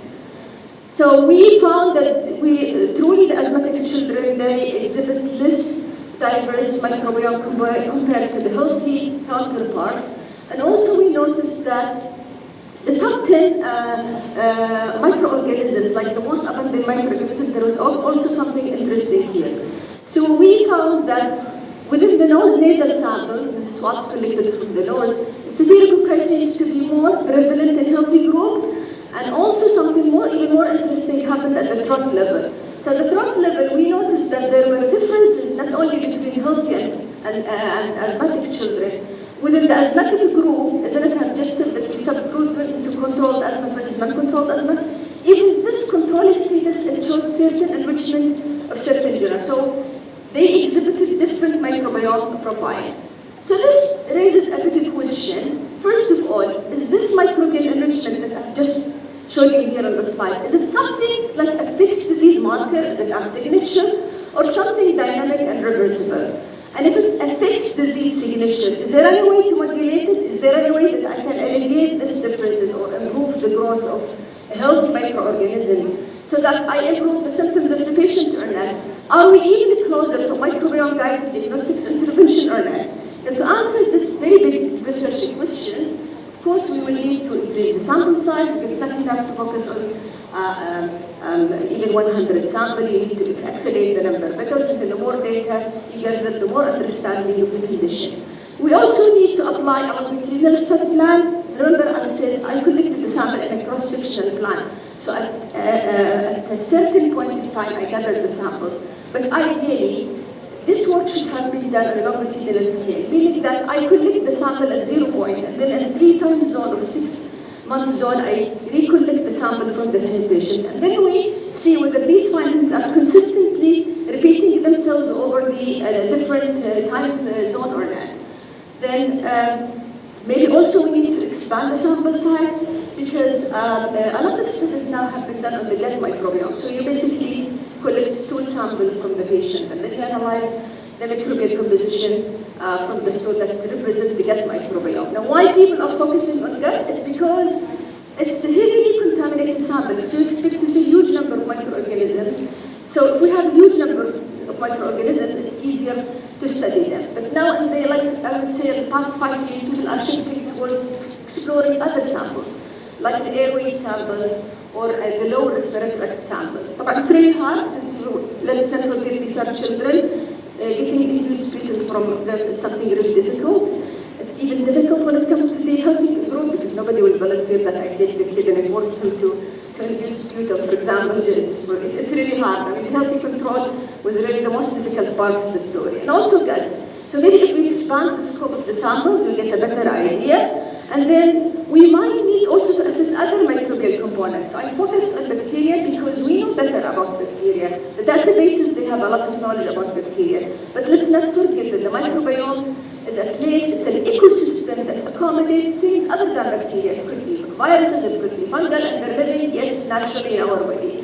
So maybe including other microbiome component would also help us understand the story. Even much better than this is to integrate what's called a multi-omics integration. So what's multi-omics integration? It's a very hot topic in research these days. It's a flowchart of work that's applied on different disease models, not just an asthma. People are applying this on cancer, to study cancer conditions, to study various inflammatory metabolic disorders. So the thing is, the word omics is derived from the suffix here. So it's basically includes genomics, epigenomics, transcriptomics, proteomics, and metabolomics. And that's why it's called multi-omics integration. So what do we do exactly here? At the genomic level, we gather the microbial samples or the microbiome samples, then we analyze the microbial part of it at the genomic level. We see what type of bacteria is there, what type of organisms are there, and what are they doing? What's the function of these organisms?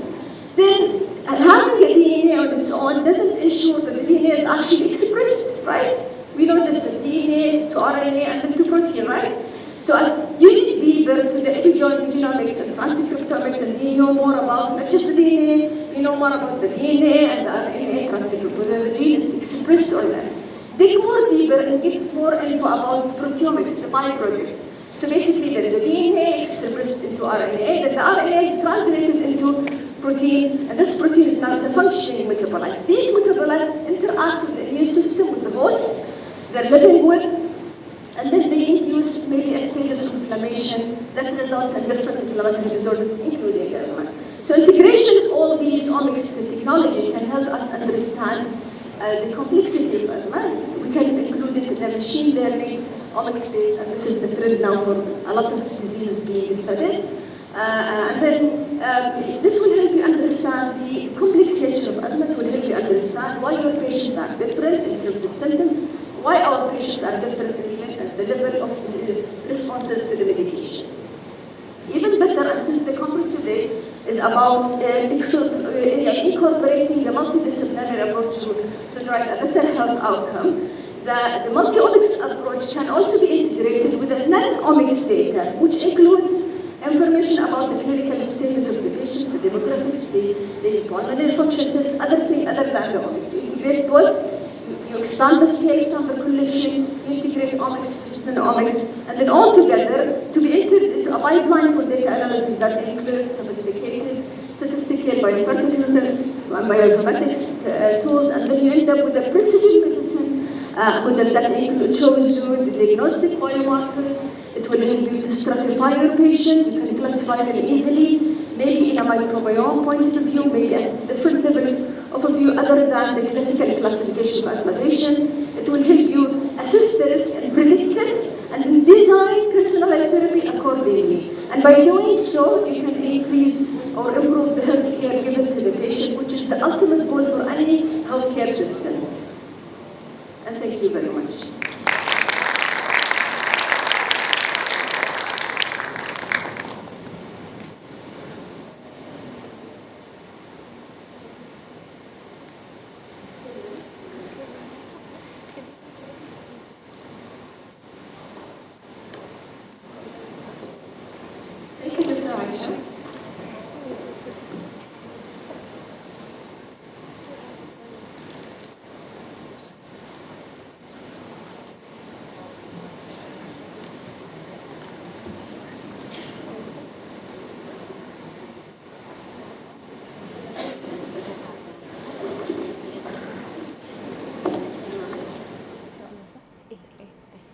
We would like to invite Dr. AMRI Forum from Respiratory Care Department, presenting her research titled Orophageal Swallowing, Physiology and Safety in Patients with Idiopathic Pulmonary Fibrosis, a constructive through descriptive case series.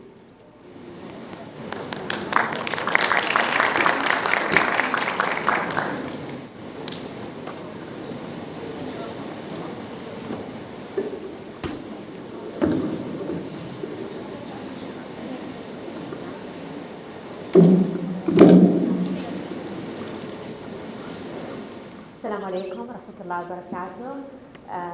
This is AMRI, Assistant Professor, Respiratory Care Department. I'm here today to present part of my PhD project. That was part of my PhD project entitled Oropharyngeal Swallowing, Physiology and Safety in Patients with Idiopathic Pulmonary Fibrosis, a consecutive descriptive case series. This study was conducted with a multidisciplinary team consisted of respiratory physicians, ILD consultant, medical physics, and speech and language therapist in Newcastle University in the UK. I'll go through these outlines, the background, research gap, methods, results, discussion. Okay, so first of all, we'll talk about what is normal swallowing and abnormal swallow.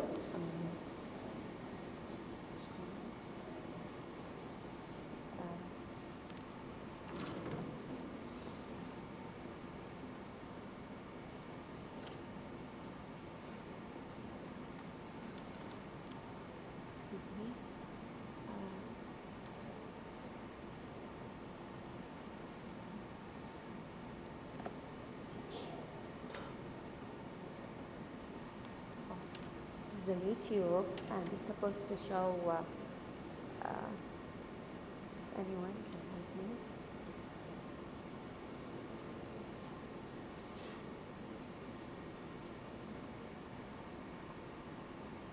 Yeah, this video is supposed to show you like how normal swallow occurred, like when food or liquid passes into the digestive system, into the esophagus instead of the trachea, and what's abnormal swallow when aspiration happens when food or liquid goes into the wrong pipe, which is the trachea instead of esophagus.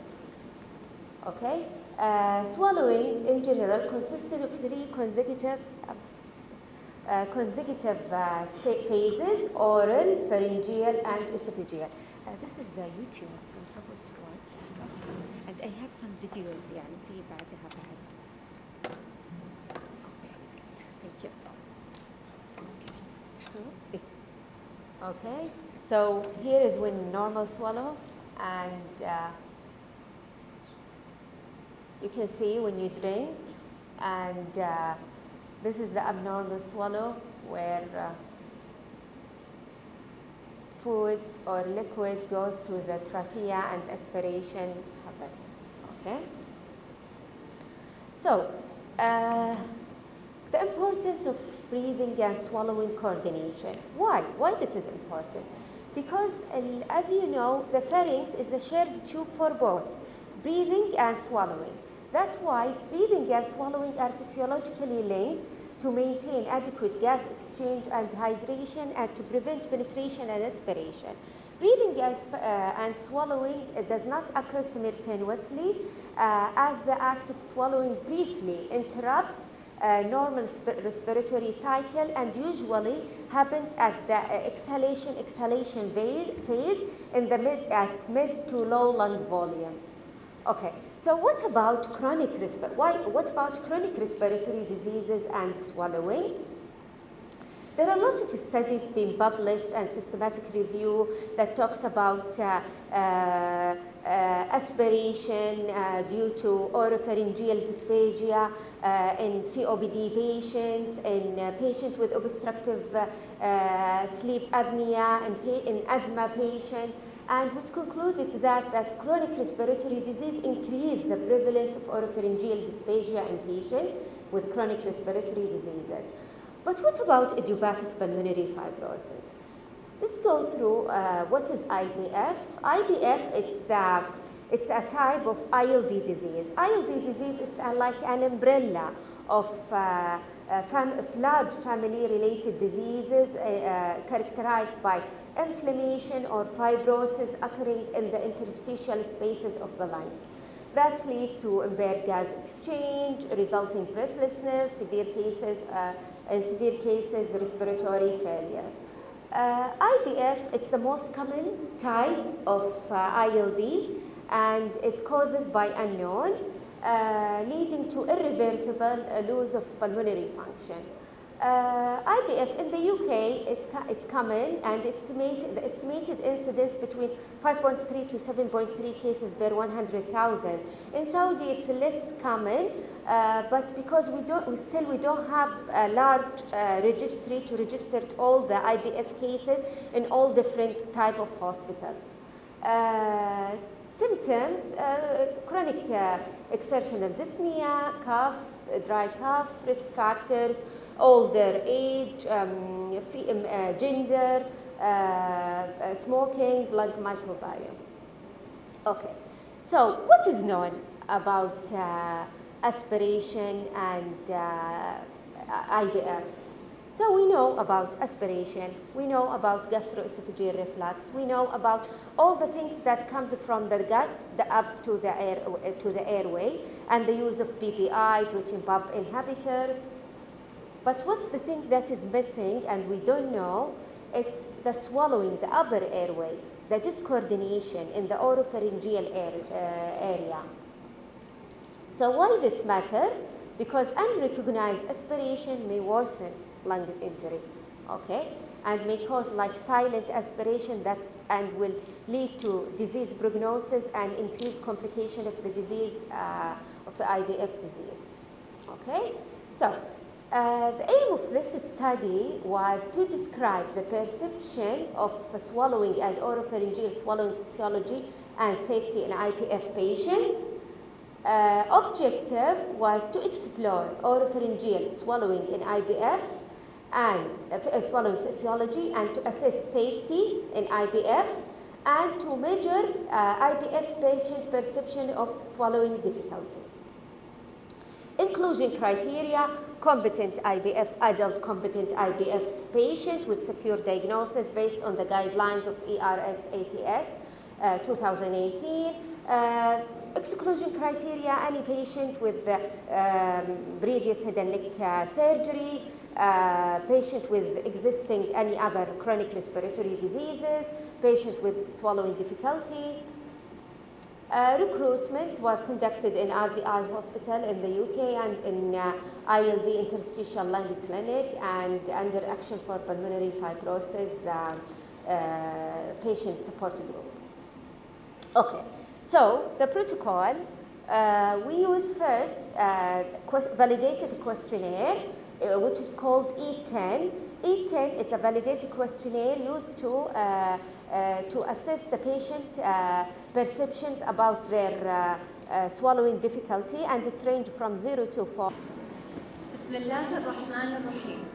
Distinguished guests, now we come to the most exciting part of today's program, the award ceremony. We would like to invite Dr. Saad Al-Sali and Dr. Lalia Sekhan to kindly join us on the stage.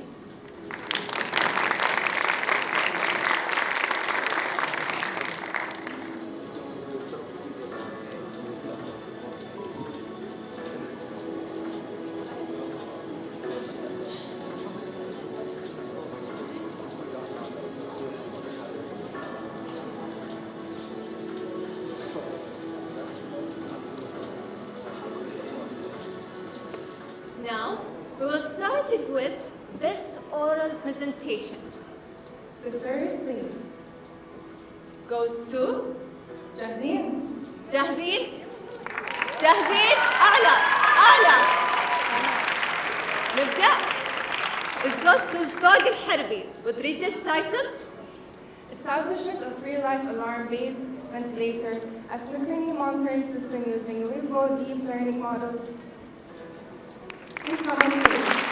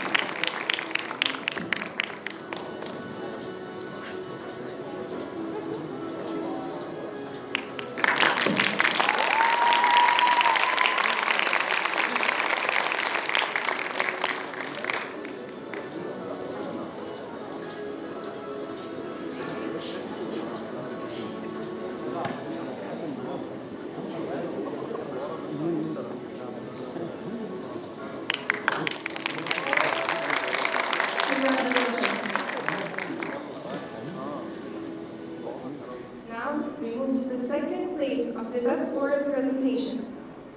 Second place goes to أبو حماس. حماس أكثر أكثر. المركز الثاني for the best oral presentations goes to Effect of probiotic supplementation on the intensive care unit acquired infection among internally fed patients and explorative randomized controlled trial. أفكار الثانية.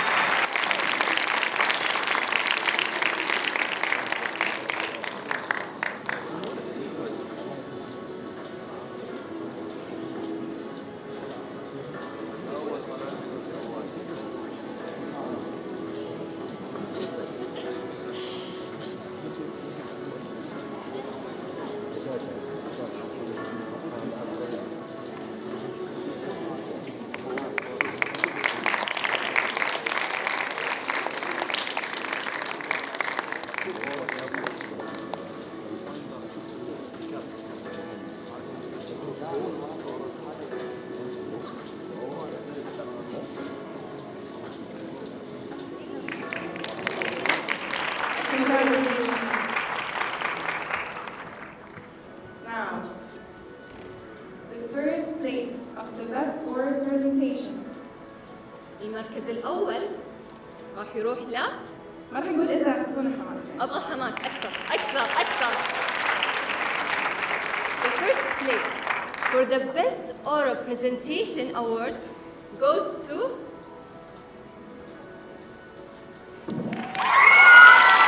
Impact of fire-smoker exposure and lung function among firefighters in eastern province of Saudi Arabia. Zainab Ashihab.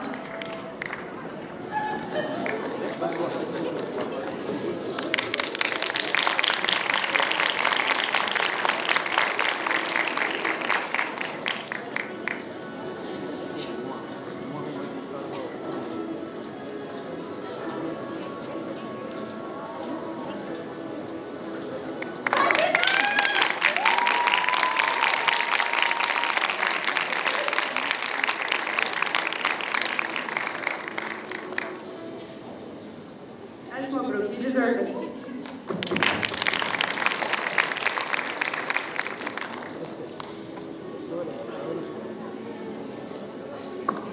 now we move to the best poster presentation award. Beginning with the third place. المركز الثالث راح يروح ل حماس حماس أكثر صفقة. Ultimately, the long private source simulation of the realistic drug vaccine content for ecological applications. Reem Al-Rahman.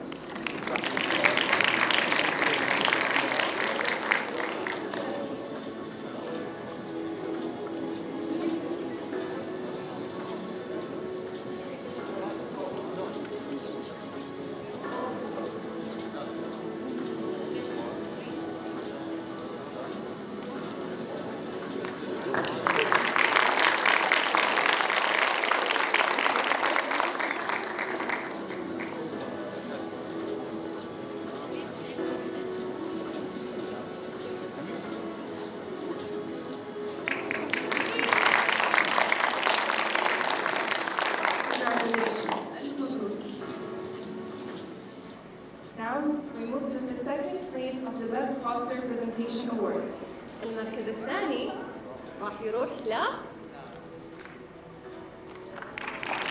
Characterization of Salmonella certified enterprise isolated from patients with gastroenteritis infection in the eastern province of Saudi Arabia. Maryam Al-Masr. Congratulations.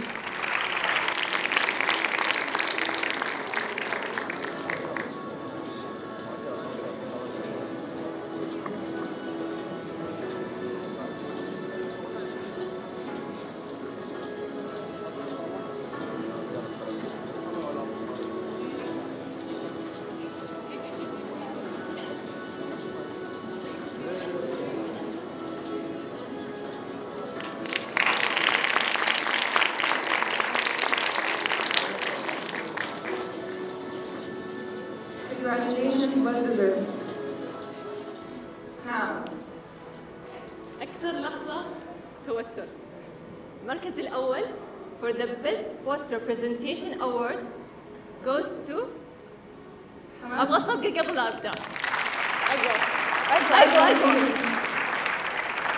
المركز الأول لا The Best Post Representation Awards goes to Congratulations on your innovation activation protocol for innovation target in breast cancer. Unhead and Power.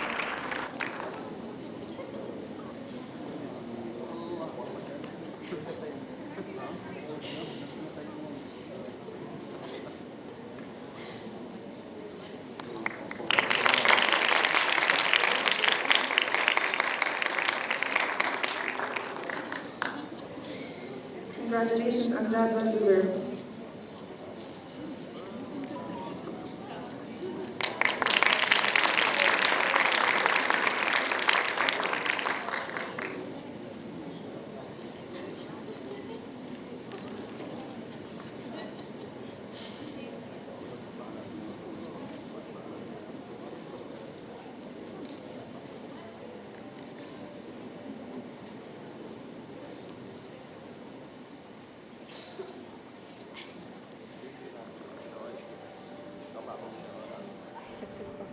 Congratulations for all the winners. Now, we will begin with the recognition section.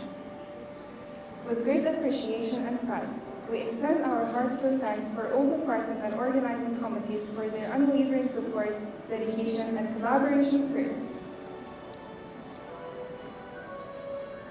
Beginning with the success partners, General Director of Supplies.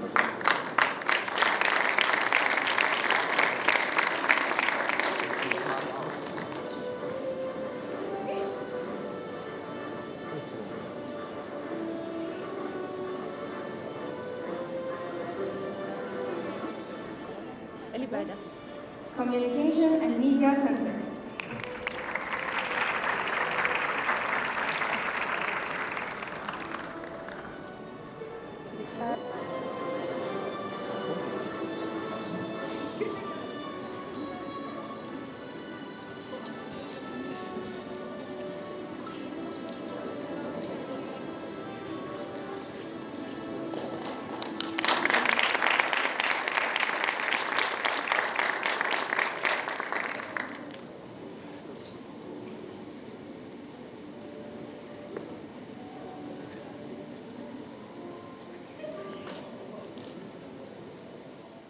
Directorate of Security.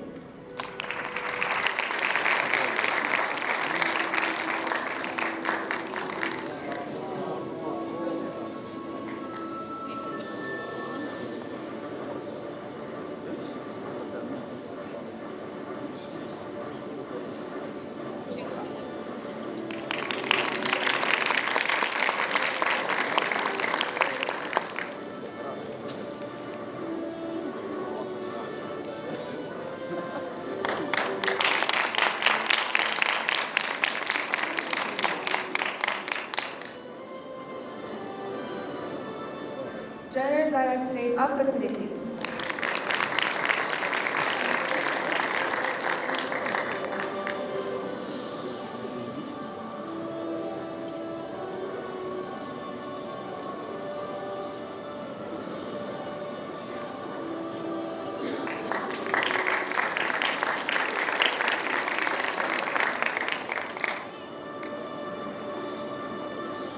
Printing Press Management.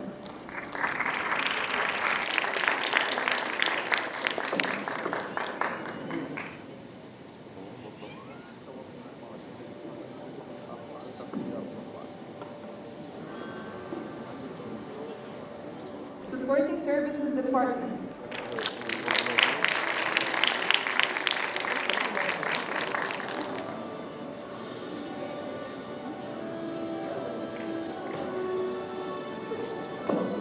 College of Engineers.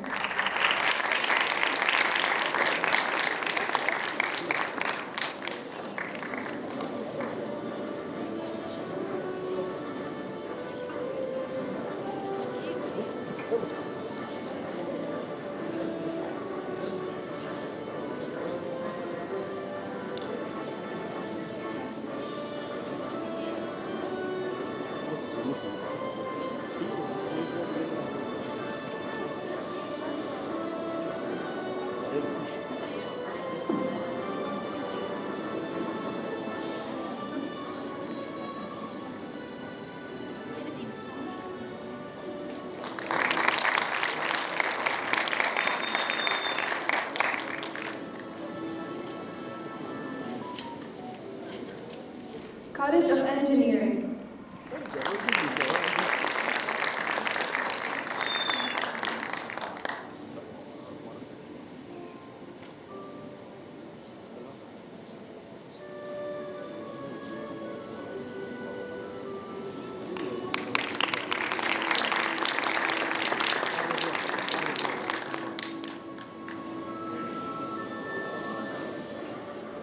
With sincere appreciation from the Applied Medical Research Innovation Forum team. Moving on to the Supreme Committee. Dr. Lilian Serhan.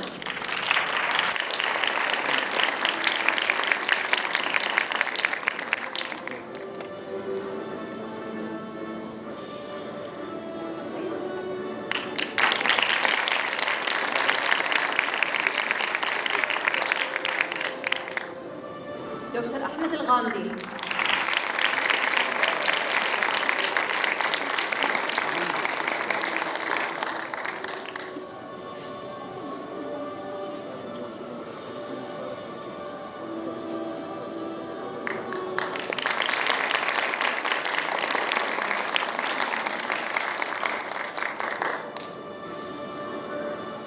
دكتور نور الختلان.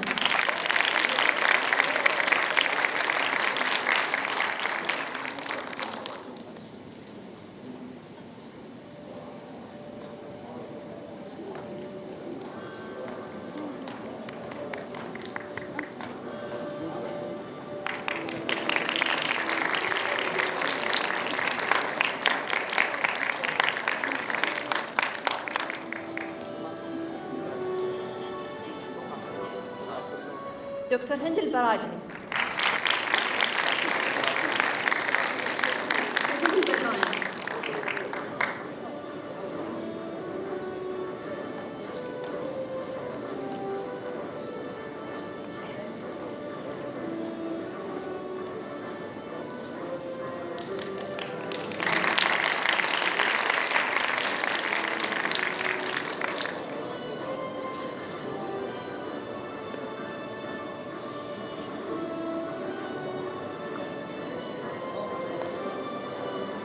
بروفيسور ربيع خطاب.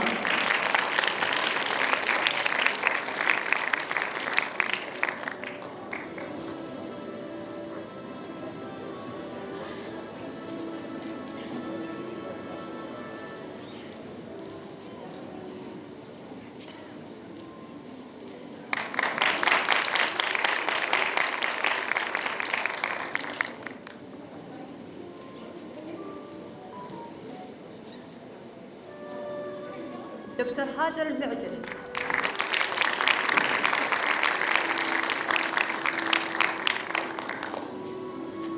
دكتور لولا العبد العالي.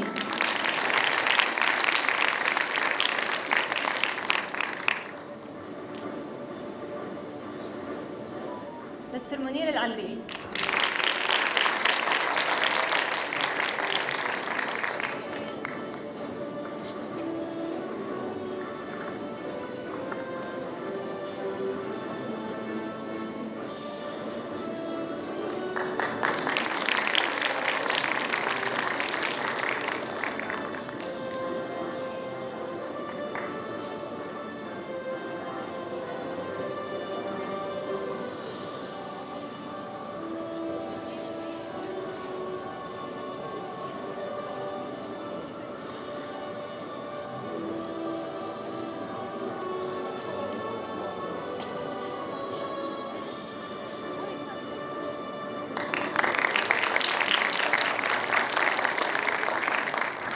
With all appreciation, moving to the Organizing and Administrative Committee. Dr. Louis Khitlan.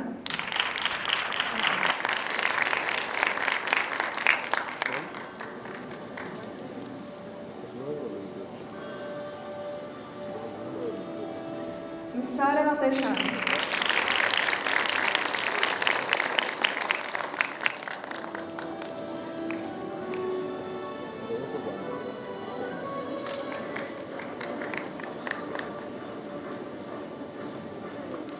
Dr. Faye Al-Dahlan. Mr. Diane Reed. Ms. Diana Reed.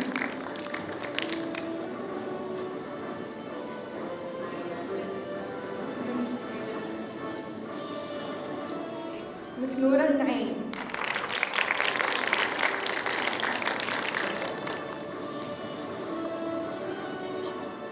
Mr. Mansour Hakim.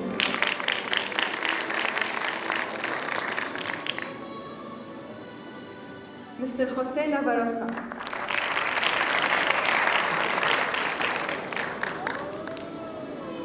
Mr. Hassan Al-Khalouf.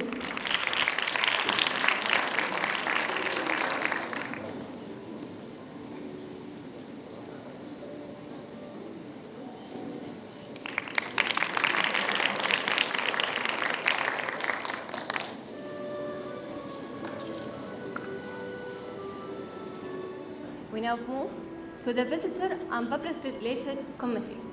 We started with Dr. Noor Al-Khatlan.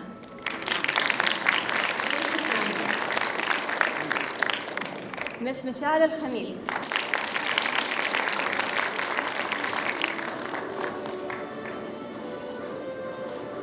Mrs. Mishal Al-Ahmed.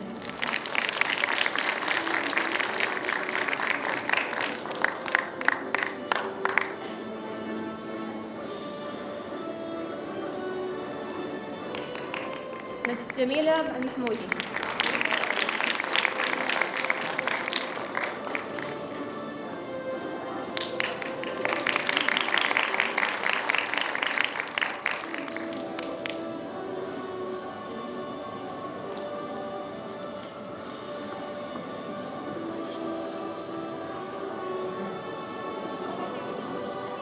For the Sponsorship and Partnership Committee, Dr. Hind Al-Badrani.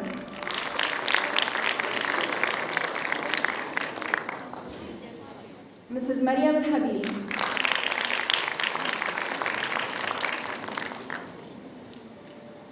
Mr. Mansour Al-Hakim. Ms. Zainab Makki.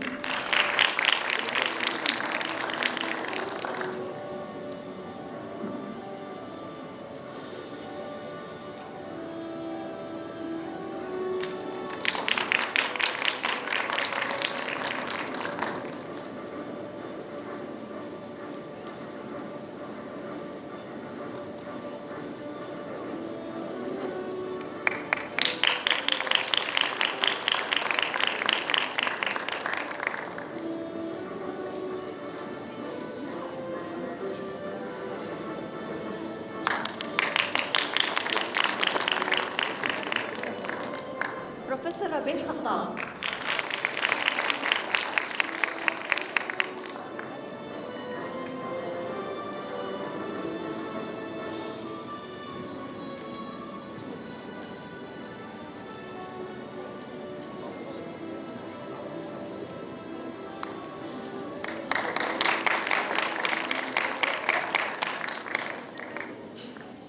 Professor Nasir Al-Din Al-Hadi.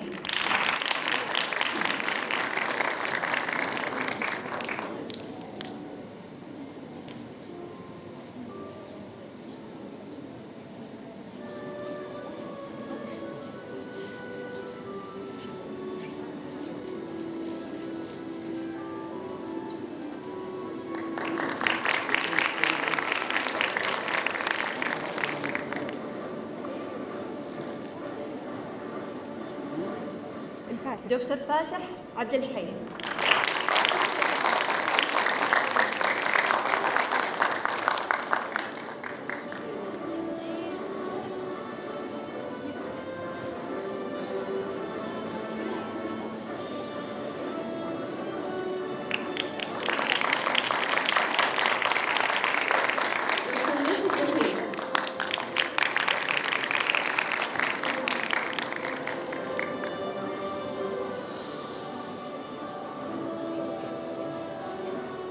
دكتور أفنان الريمي.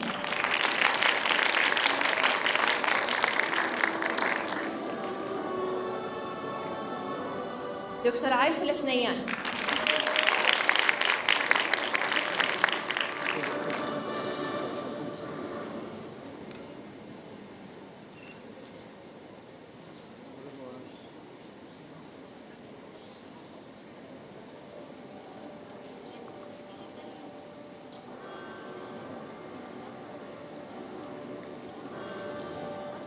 Dr. Mohammed Kandil.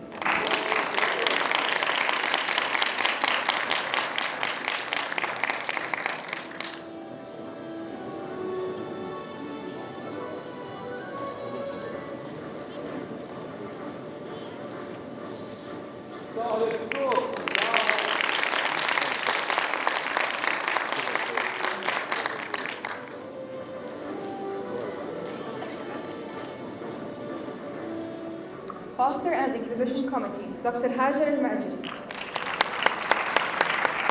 Dr. Mustafa Rashid,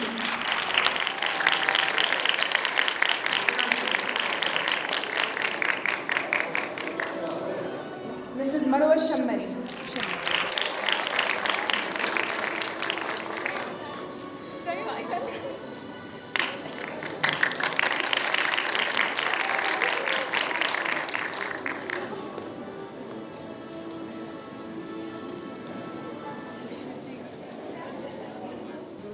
دكتور لولو العبد العالي.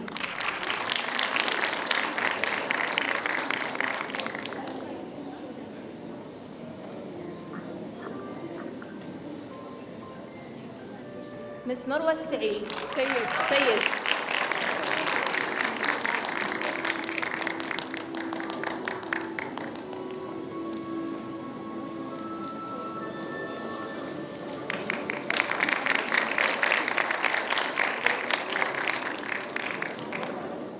مس رؤى الزاير.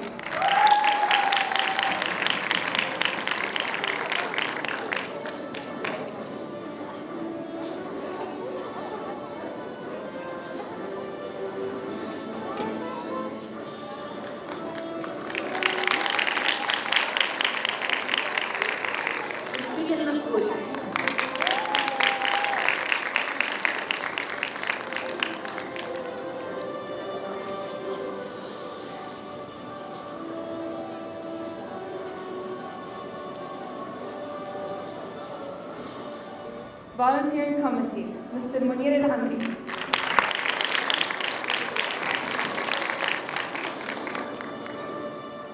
Ms. Asma Ansel,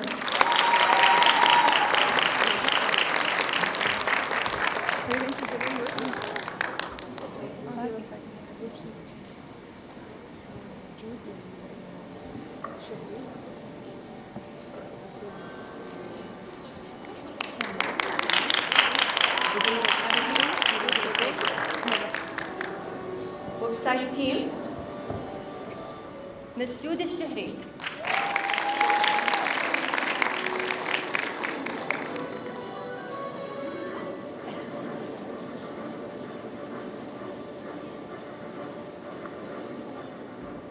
مستر عبد الله التهامة.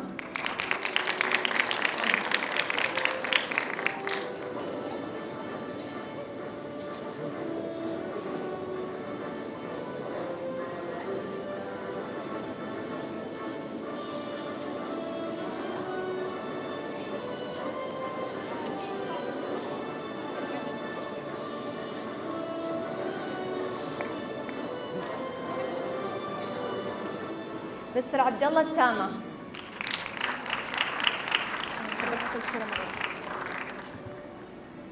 مس بدور الشهري.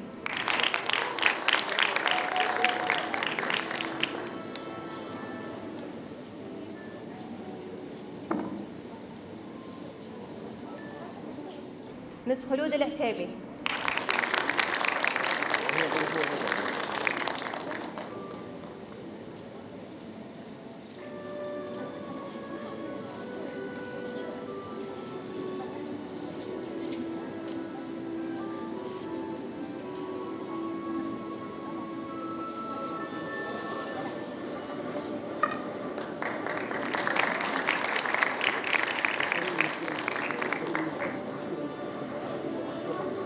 For video creator, Ms. Aisha Al-Hilabi.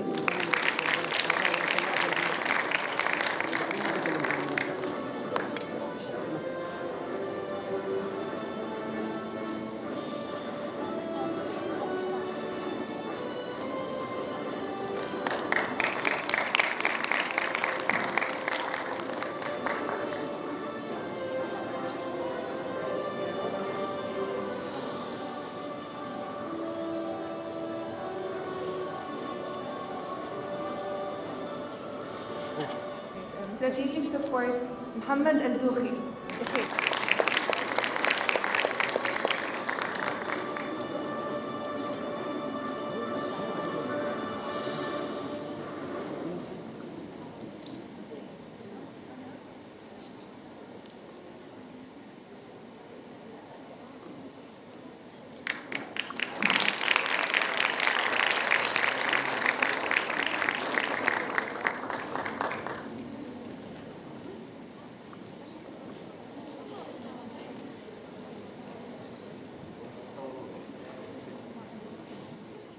We would like to invite the forum volunteer for a group photo.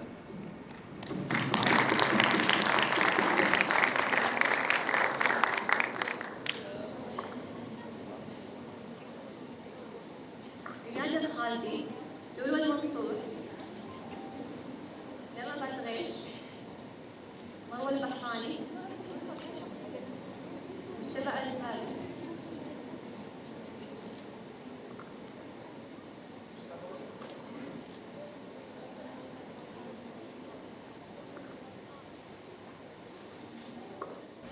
We proudly invite the forum team to join the stage for group photo.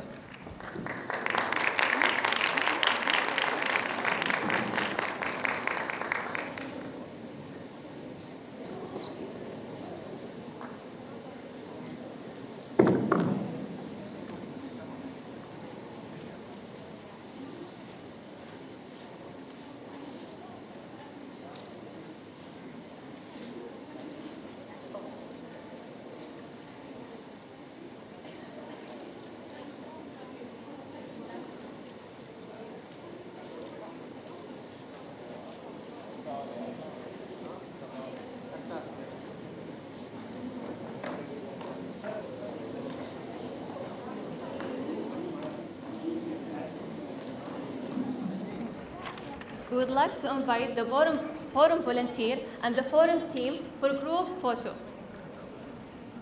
تعالوا كلكم على المسرح عشان ناخد صورة جماعية لو سمحتوا. الفولنتيرز والمنظمين.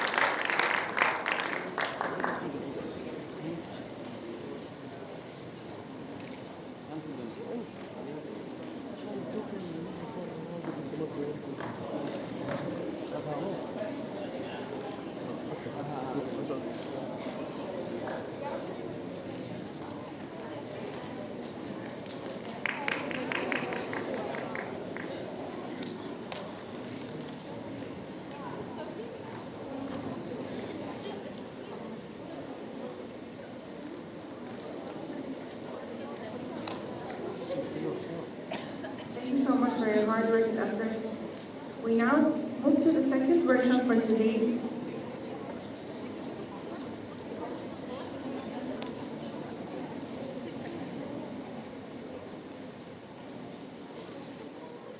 We now proceed to workshop 2, titled Enhancing Research Excellence Strategies for Multidisciplinary Scientific Advancement.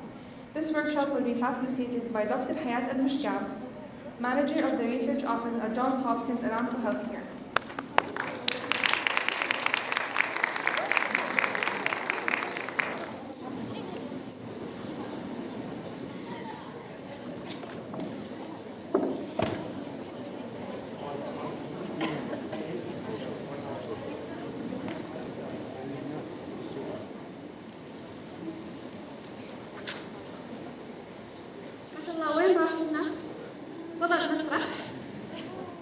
it's a workshop, so يعني hopefully it's going to be more of activity كده ختامها مسك, I hope.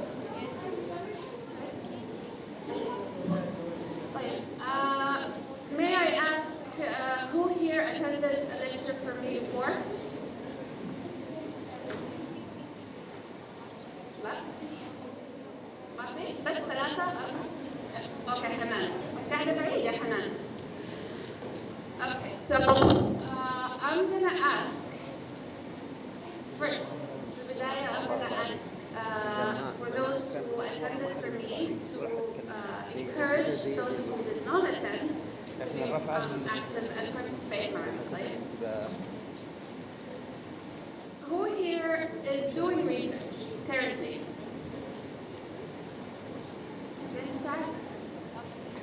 Come closer. Okay, first of all,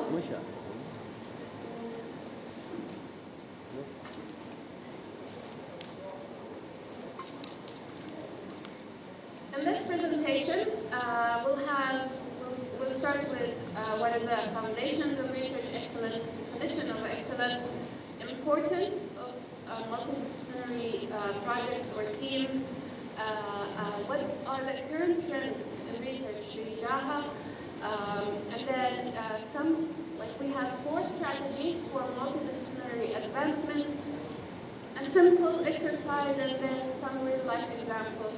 From my side, from your side, we'll appreciate it. بما إنه قاعدنا نصفق كثير, so probably we'll cut some of the presentation a bit short. Okay. First, I have some ground rules. Do you know this guy? No? He's an actor, this character. Harrison Ford, yeah, but this character. Indiana Jones. Okay? So, Indiana Jones and Johns Hopkins. Okay? We're not John Hopkins. We are Johns Hopkins. عشان ترسخ. Rule number 2. هذه مين؟ أنا مين؟ Okay. ليش من أمس وأنا أسمع الناس تقول حياة؟ عمكم ناديتوها حياة الفهد؟ بس حياة الأشكال. Okay? Okay, now I want volunteers. 8, 10. We're going to create 2 groups. Alright, تفضلي. Okay. Volunteers. شباب ما لكم حس اليوم. ما لكم حس. ما تبوا؟ ترى عندي شوكولاتة، أنا حوزع شوكولاتة.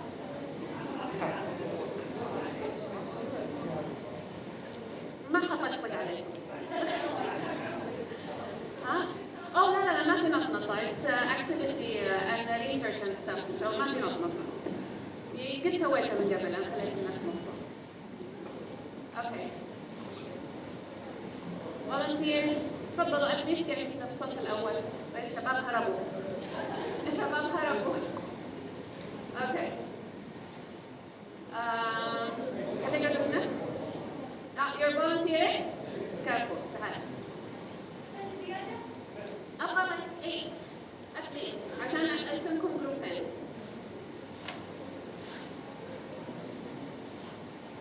Okay.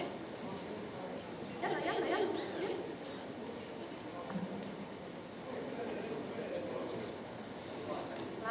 قاموا لما سمعوا شوكولاتة. Alright. So we have 4, 5 men and 4 ladies. One more here. One more here. Okay.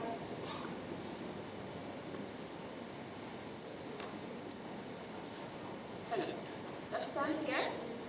So I'm going to start by introducing myself in a way that hopefully will connect to you.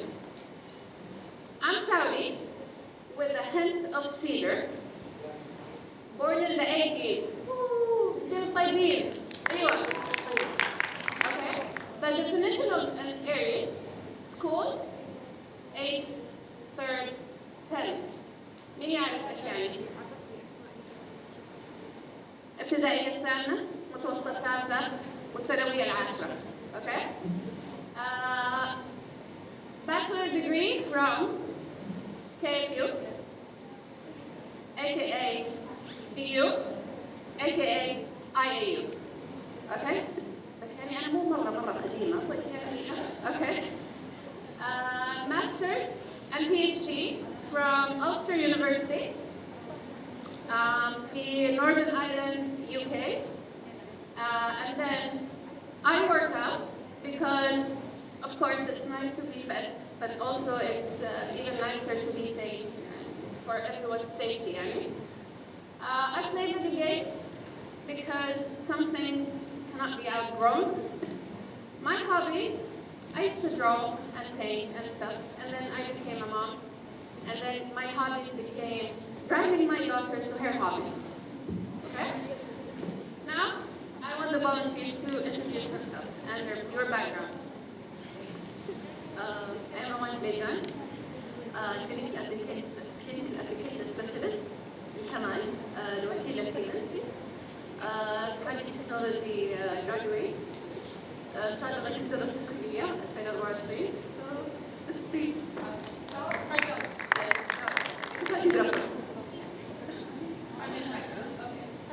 I'm Razair. I'm intern, echocardiography intern. I'm the representative of cardiac technology last year, and also I'm the head of social media and student council.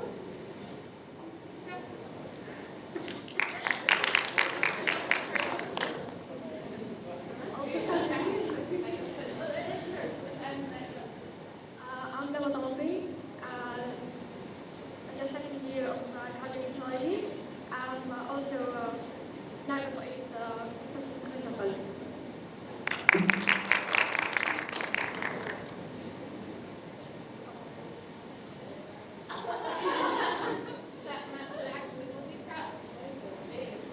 السلام عليكم جميعا. I am Zainab Said, senior cardiac technology student specialized in echocardiography. Okay, I am a member of TUSO Master for public speaking, and I won multiple prizes, the first, of course.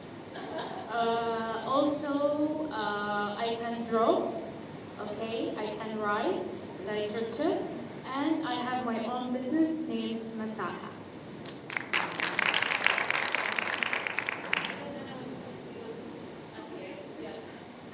Assalamu alaikum everyone. My name is Hanan Lavnous. I have a bachelor's and master's degree in biomedical engineering from Arizona State University. Currently, I'm not working in my field. I'm as an operation and sales engineer in an industrial company, but I look forward inshallah to move to the biomed sector. I enjoy painting as well. Maybe you can compete. And I love talking as well.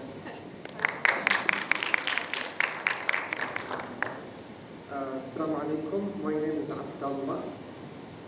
I am a radiologic sciences student, fourth year student.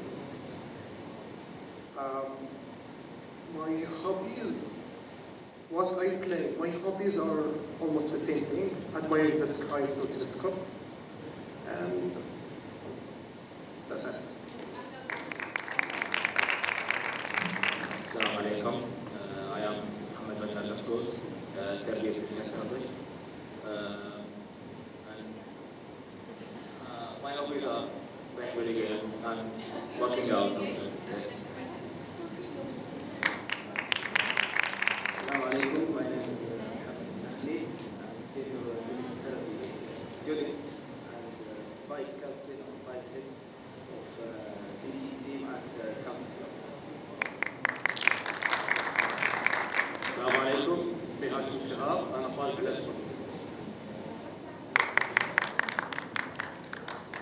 محمد صاير طالب سنة رابعة علاج طبيعي. 1 RS, yeah.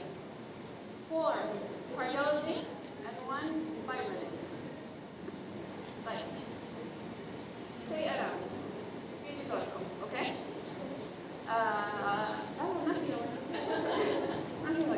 Okay?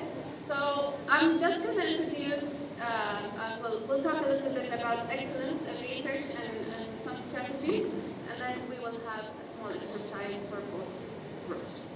Okay? Actually, to group, خلينا نقول لحالكم تعال حنان وتعال عبد الله وتعال محمد. Okay? أنت group لحالكم. Okay? So, see. حتقدروا وقتكم المحاضرة؟ لا، افتحوا هنا. Okay? So, أي أحد would like to join any of the teams before we continue? No? I will give chocolate. So, let's start with excellence isn't accidental, okay? It is strategic. You cannot make something excellent فجأة. By the way, is there any non-Arabic speaker? No? All Arabic? Perfect. So let's dive in. What is the foundation of research excellence? So, excellence is kind of a buzzword recently. Politicians, decision makers, funding bodies, and all of that, they are using